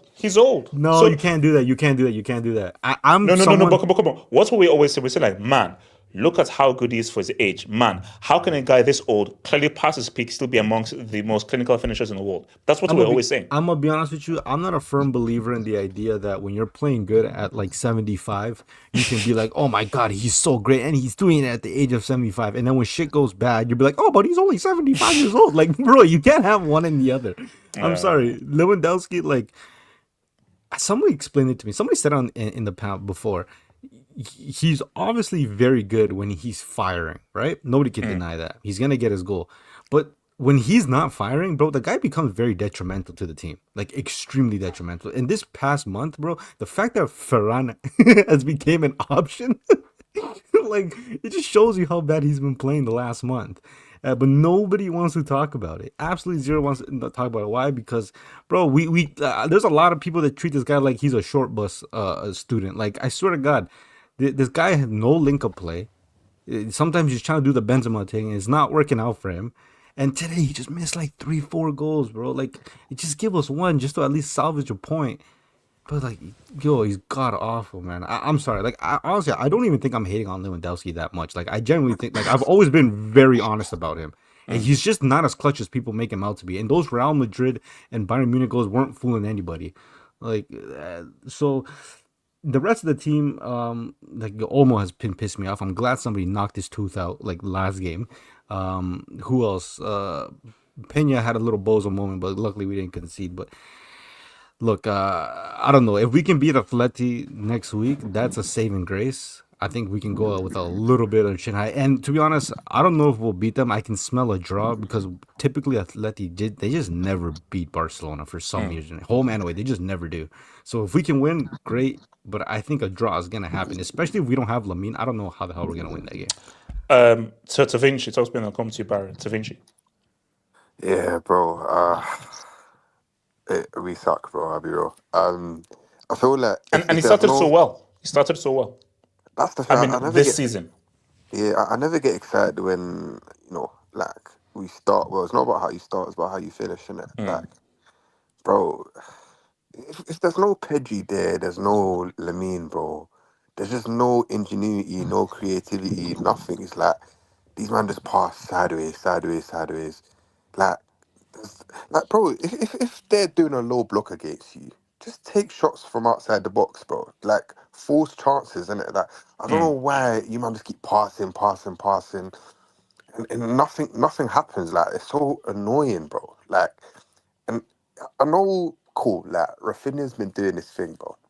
Don't get twisted. I know everyone, didn't expect him to have this season that he's having now. But, bro, if you look at GA, and I know, like, stats don't really mean nothing, but, like, bro, like, Mbappe's only, like 3 GA off of this guy, bro.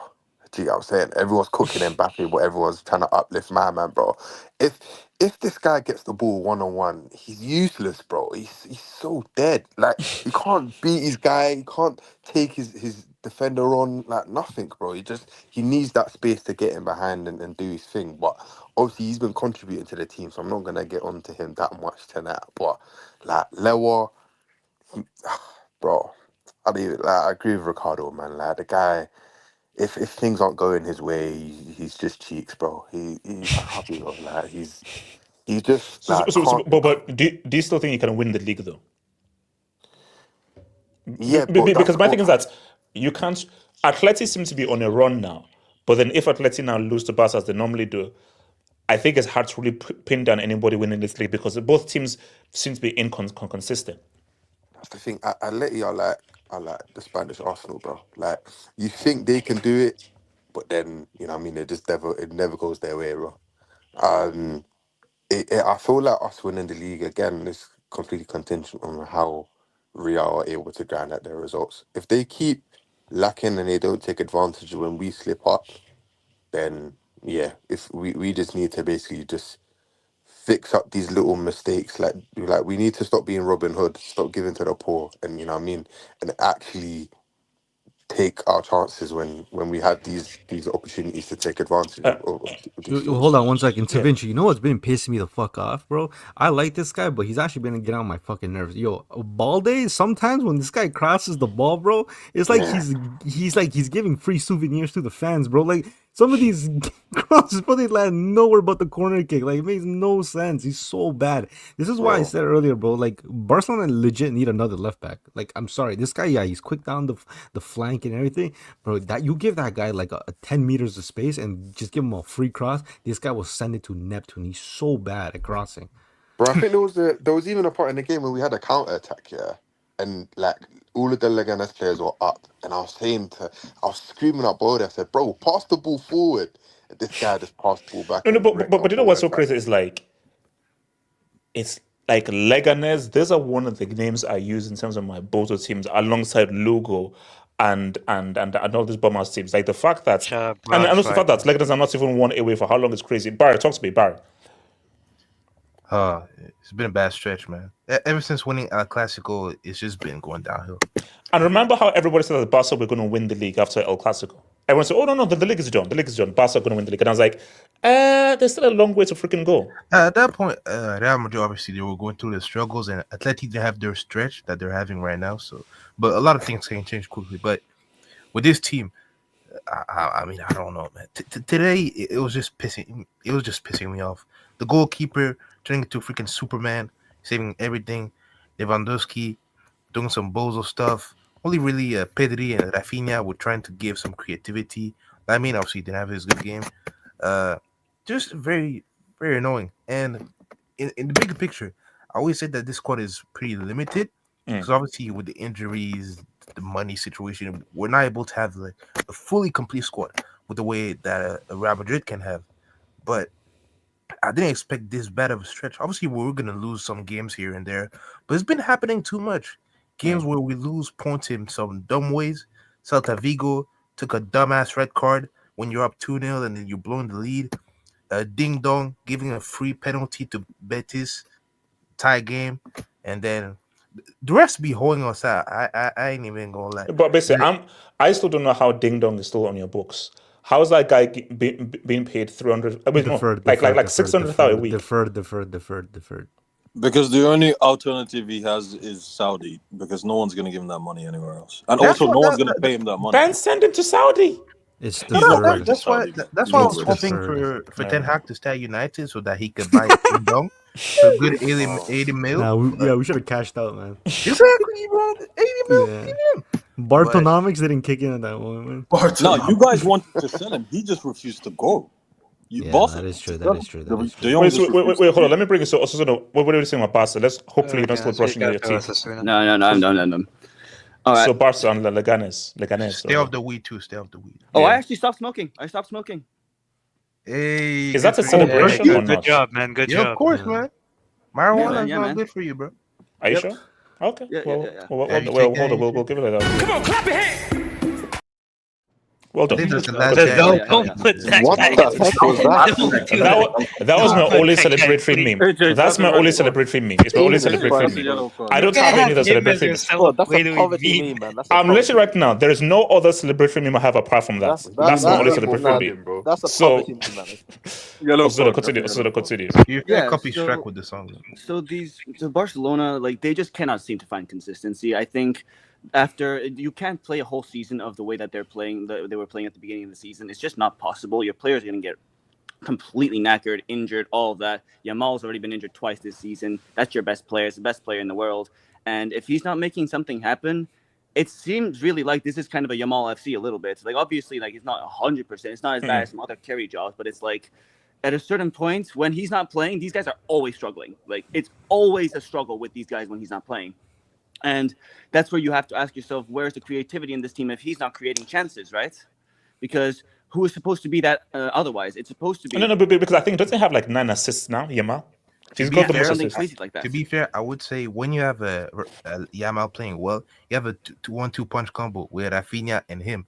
So if Yamal or either Rafinha is not playing well, the whole defense can concentrate their effort to the other guy to Yep. limit their impact. Exactly, because who's the replacement for Yamal? It's either Ferran Torres or it's Dani Olmo or something, right? Generally Yeah, speaking, but I think Olmo- generally speaking, ahead. Barcelona do have a strong 11. It's just that the players, when you need to rest certain players, whoever comes off the bench is not giving you the same That's the impact. problem. Like we're these limited. guys are actually moving like Real Madrid used to move, where inconsistency, only playing where it matters, and starting the match a little bit slow and then starting to get back into it. Like it's these guys are playing still good football. It's obvious that their offside trap is working. It's obvious that they have a good tactic. It's just that sometimes it's just it still needs to be worked on. It still needs to be tweaked. These players are also not the best in the world, right? You got a striker who's aging. You got a midfield who is still coming back into form a little bit as well, right?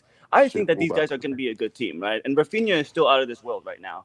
And so But do you still see them winning the league this season? Because because my thing that I'll be real with you, I can't call it. It purely depends on my pick is still Atletico Madrid, but I don't trust them because they may lose to Barca. But I think why this is such a good side race is because there is not a clearly strong, consistent team that could go through. Because there are issues with 3 teams. Atleti, you can never trust them. Barca, they've fallen off the cliff. I now see Lewandowski being in geriatric, and Real Madrid is all over the and Carlo has never gone back to back in the league. So Carlo's just all over the place. And so with just how the three teams are rolling, it really just depends on Yamal's fitness, I think, to see how Barca wins the league, because he is the glue to this team. He is the one that just makes them play better, even if it's not just him, right? As Barry was saying, it's also that there's two other threats, and so other players have more room because they're double, triple teaming on him.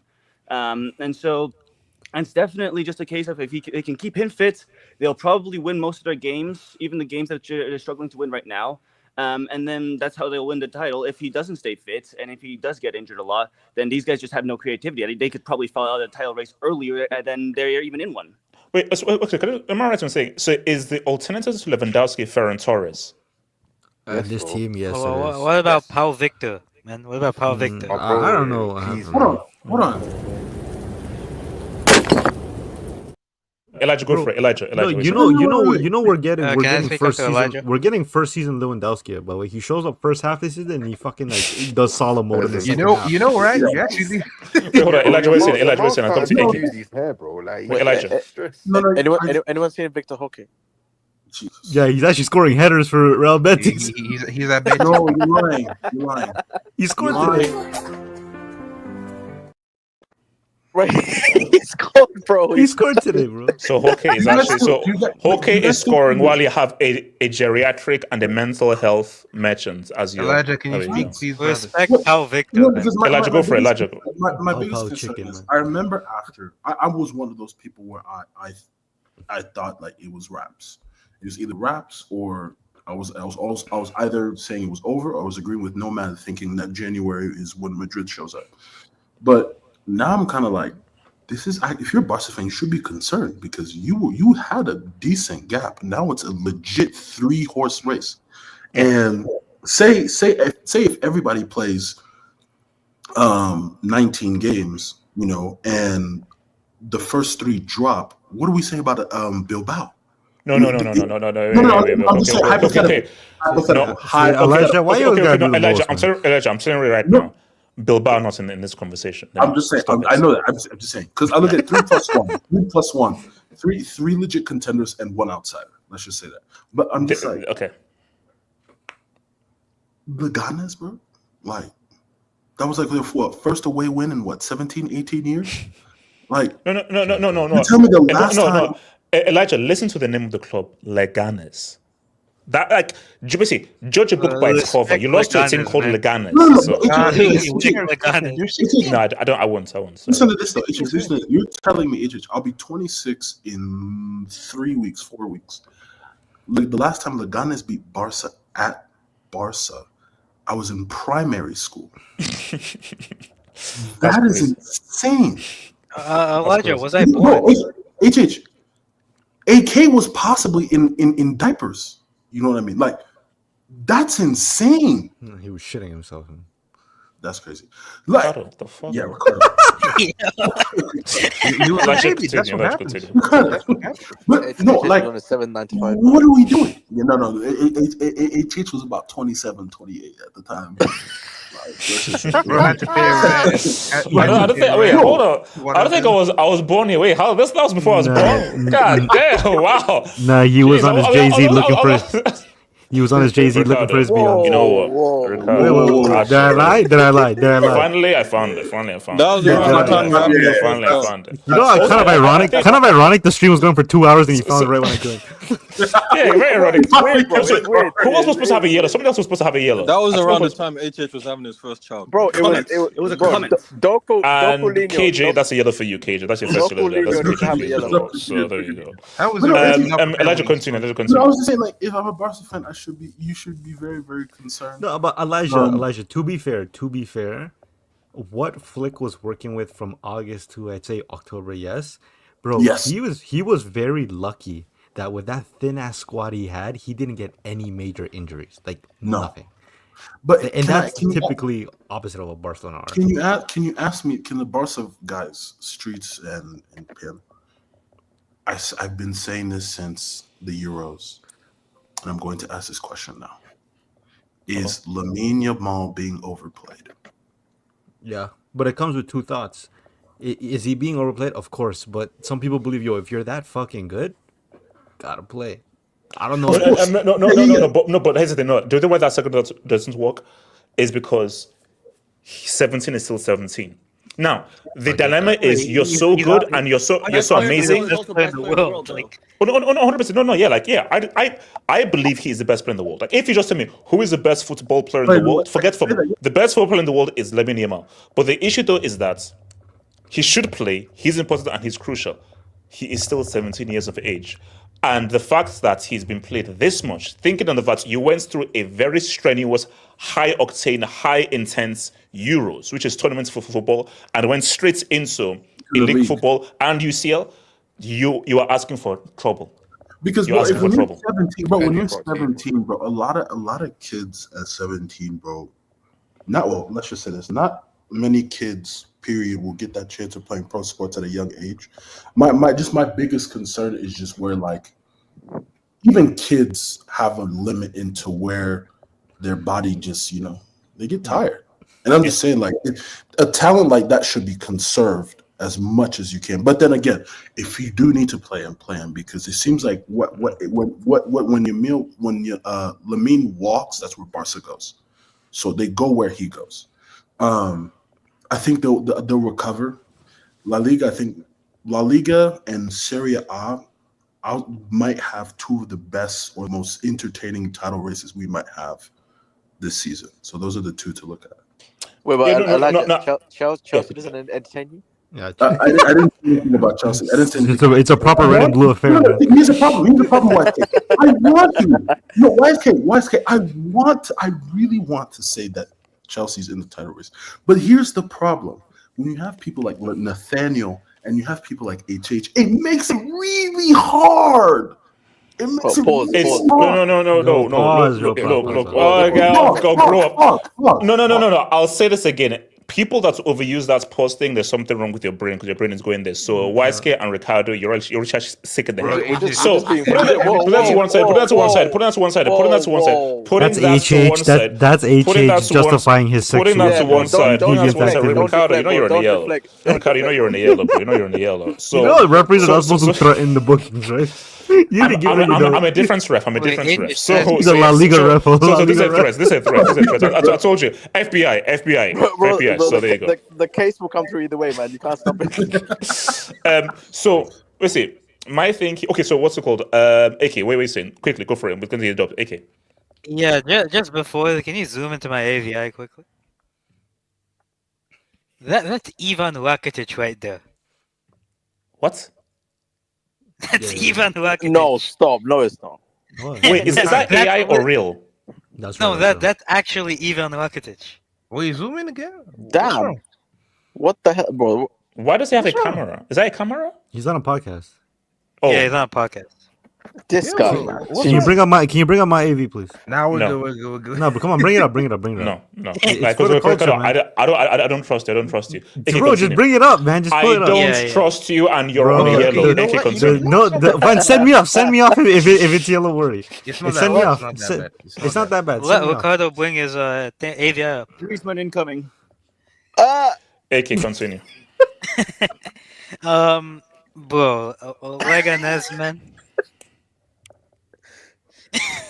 Pan the camera a bit to the right. You see Eriksen. AK. Yeah. I got one more in the tuck for you guys. Leganes, man. Are we being serious here? I read that they hadn't won an away game in like 1,600 days. How many? Is that like 4 years? Close to 4 years. AK. The name of the club is like Leganes. What do you expect? Respect Leganes, man. I think Danny Carvajal's from Leganes. I don't know, but shout out to him. Yeah. I think, bro, like I was watching that game more than the Chelsea game today. Bro, almost been asked for like a month now. Like, bro, we scammed them. That guy's been asked for a month. Lamine Yamal, he got injured, unfortunately. I don't know if he's gonna be fit. They're saying that he might not be fit for the Atletico game. It's kind of serious, but I don't know what to make of that. Lewandowski, man. We're finally seeing the geriatric in action. I think he might have, he had like that. That when you're really old but you're really pumped up, you have that initial burst. Yeah. and then your H just catches up to you, like like happens to HH when he's running. Bro, like I think Lewandowski age is just caught up to him. Like, It's geriatric, man. Geriatric, man. Look, that's messed up. Yo, Corey, you're right. So wait, Cole, what's happening? Okay, Cole, because you're actually making me nervous. Cole, just speak on Barca real quick because you're making me nervous. Wait, Cole. Why are you going, bro? You have some drip on. Cool. Yeah, what's up, ATH? Bro, who's inside the microwave, man? Cool. Core got that Chrome Hearts on, man. Yeah, shout out everybody. What's up? Shout out, bro. Yeah. So tonight, I just want to let everybody know. Oh God. I have dedicated some time to pray for my fellow brother here, HH. Please join the live stream. It's 12 a.m. I believe God is going to use him to become a mighty man of God. So, yeah. Shout out. Yeah, shout out Big J, man. HH will be a pastor. You just believe this. I strongly believe this. No, let's actually Yo, Core, can we get a fit check? Can we get a fit check? No, hold on. That's a Monday question. I'm not going to lie to you. I actually had a Monday question it's in my mind. What would life be like if HH was a minister? But yeah, we'll pray for him. I know God is going to do something. HH, stay stoic, man. Anyways, with Barca, HH, I just think that they blew the lead. They blew the lead because you see how Real Madrid drew against Vallecano yesterday 3-3. That should have given you confidence to really try to get the 3 points today. This is Leganes. I believe Leganes away. Is it away or home? Sorry, if I'm mistaken. It's at home. Both sides, Leganes at home. Yeah. So, bro, you should try to win that game, bro. Like, there's no question. What the hell? Yeah, are you watching Coco Melon? No, sorry. Core's watching Coco Melon, bro. Cole, you have a Google Pixel. Cole, please tell me that Coco Melon is not your ringtone. Cole, please tell me Coco Melon is not your ringtone. Yeah, it is. Cool. No one will ever beat this guy, bro. Hold on. What? No, come on. Okay, no, Cole. Wait. Coco Melon is your ringtone. There's no way this guy's a real person. Cole, hold on. Coco Melon is your ringtone. What's wrong with that? What's wrong with that, bro? What's wrong with Coco Melon, HH? No, there's nothing wrong. I can't be shameless, HH? Really? Bro, he's coming back for his big dog. So hold on. Why is Coco Melon your ringtone? I'm a fan of Coco Melon. Is it wrong? Am I shameless? Hey, chorus for the kids, man. Chorus for the kids. Whoa. Hold on. Then you blame me. Then you blame me for the pausing, but you hear gatekeeping PDF files. All right. Okay. You know what? Like I didn't even finish my Ricardo. I'll just throw you out. So I didn't finish my Barcelona talk. Okay, finish your talk. Yeah. I think you're putting too much of a burden on your mouth to always bail you out in games like this. Rafinha, yes, he's good. Don't get me wrong, but it's when the going is good is when he really performs. Lewandowski had his little mini purple patch in the beginning of the season. And also this offside trap thing, bro, it really is not working, bro. Because if you really look at it, if they keep on doing... That's a yellow. Shaquille, that's a yellow for you. Continue. No, I don't see what's shameless about that, though. You know? Okay, you know what? Let's keep going. Bro, you're not earning a penny from this stream. Shout out to the jobs. Core's still in his prime. Out of my energy. He's still in his prime, man. You lost all. Yeah. Shout out to Abris Fair. Core's got a messy prime. So if De Jong was a brunette, he would have got sold in 2020. This is true. Oh Lord! So we're saying blonde tax. Interesting. Okay, I was about to say shout out to something. Something's got to appeal to white women. Abris Fair. De Jong got signed because of a gif against man. Look, man. No. And that performance. It was that and that performance, man. Oh my God. Shout out to Craven 18. Disney, biggest criminal I've seen. Never give us a full good season. Since it's here, only shows up for a few months and then Yo, disappears. can we, no, we need to talk about it, man. We need to talk about it. Bro, there's no way you guys dick ride Lewandowski, and then when he does this bullshit, you act like it didn't happen. Like, no, hold on. That's Disney is a crazy dude. Disney is crazy. That's one of the worst breakers of Disney. I like how we all know who Disney is, man. No, we really gotta talk about it though. Because the first season, this guy showed up pre-World Cup, and then after World Cup, this guy left. His soul left the club. The second season, we all thought this guy was genuinely finished. Start of this season, we thought he was back. Bro, it's over. This guy's a fraud, bro. You can never gaslight me. No, you can never gaslight me into thinking this guy has always been that guy. I'm sorry. Shout out to Abris Ferry, man. Playing the best 11 against stats patch sessions is unsustainable now. Inzaghi is playing, he beats him in the UCL because he's worried about fitness for later. 100%. Like, I think that Inter have a very good chance of winning the UCL, and the best chance of winning the UCL and the league, you have to keep on going through. And especially if it's confirmed you come in the top 8, you can pretty much play like a B team or a C team for like the last few games and everything. And Inter are generally one of the strongest teams who I think can win the UCL this year. Now, I don't know. Now, can you pull up Yosor's recent comment? The recent last one. This one? No. The other one after. That bro, that's Lewandowski's tenure at Barcelona. As a matter of fact, it's not even August 2024 to November. It's October 2024. That shit ended on Halloween, man. Lewandowski, bro. Oh my God. Lewandowski is crazy. Bro, vacation ball is crazy. Okay, now I don't even know what I want to read this out. U1 2 3 4. You gotta read it out, man. He pays Dono. Hey, there's $5, man. Size by MEMBER. What the fuck? HH 2 inches, YSK 4 inches, undisputed 6 inches. Inches, Barry 8 inches, Ricardo 1 inch, that's Core 12 inches, Osasuna. Wait. Why am I catching space? Wait, HH, bring up Deshae's comment, please. This better not be true, bro. This better not be true. Yeah, Undisputed, let us find out your dick watching. Bro, that's Undisputed, bro. If that's you, bro. This guy's meat watching, bro. This guy's on his burner. His burner got exposed. Guys, I'll see you. I'll see you on Monday. Yeah, at least I'm not last. Monday, members hangouts. Peace out.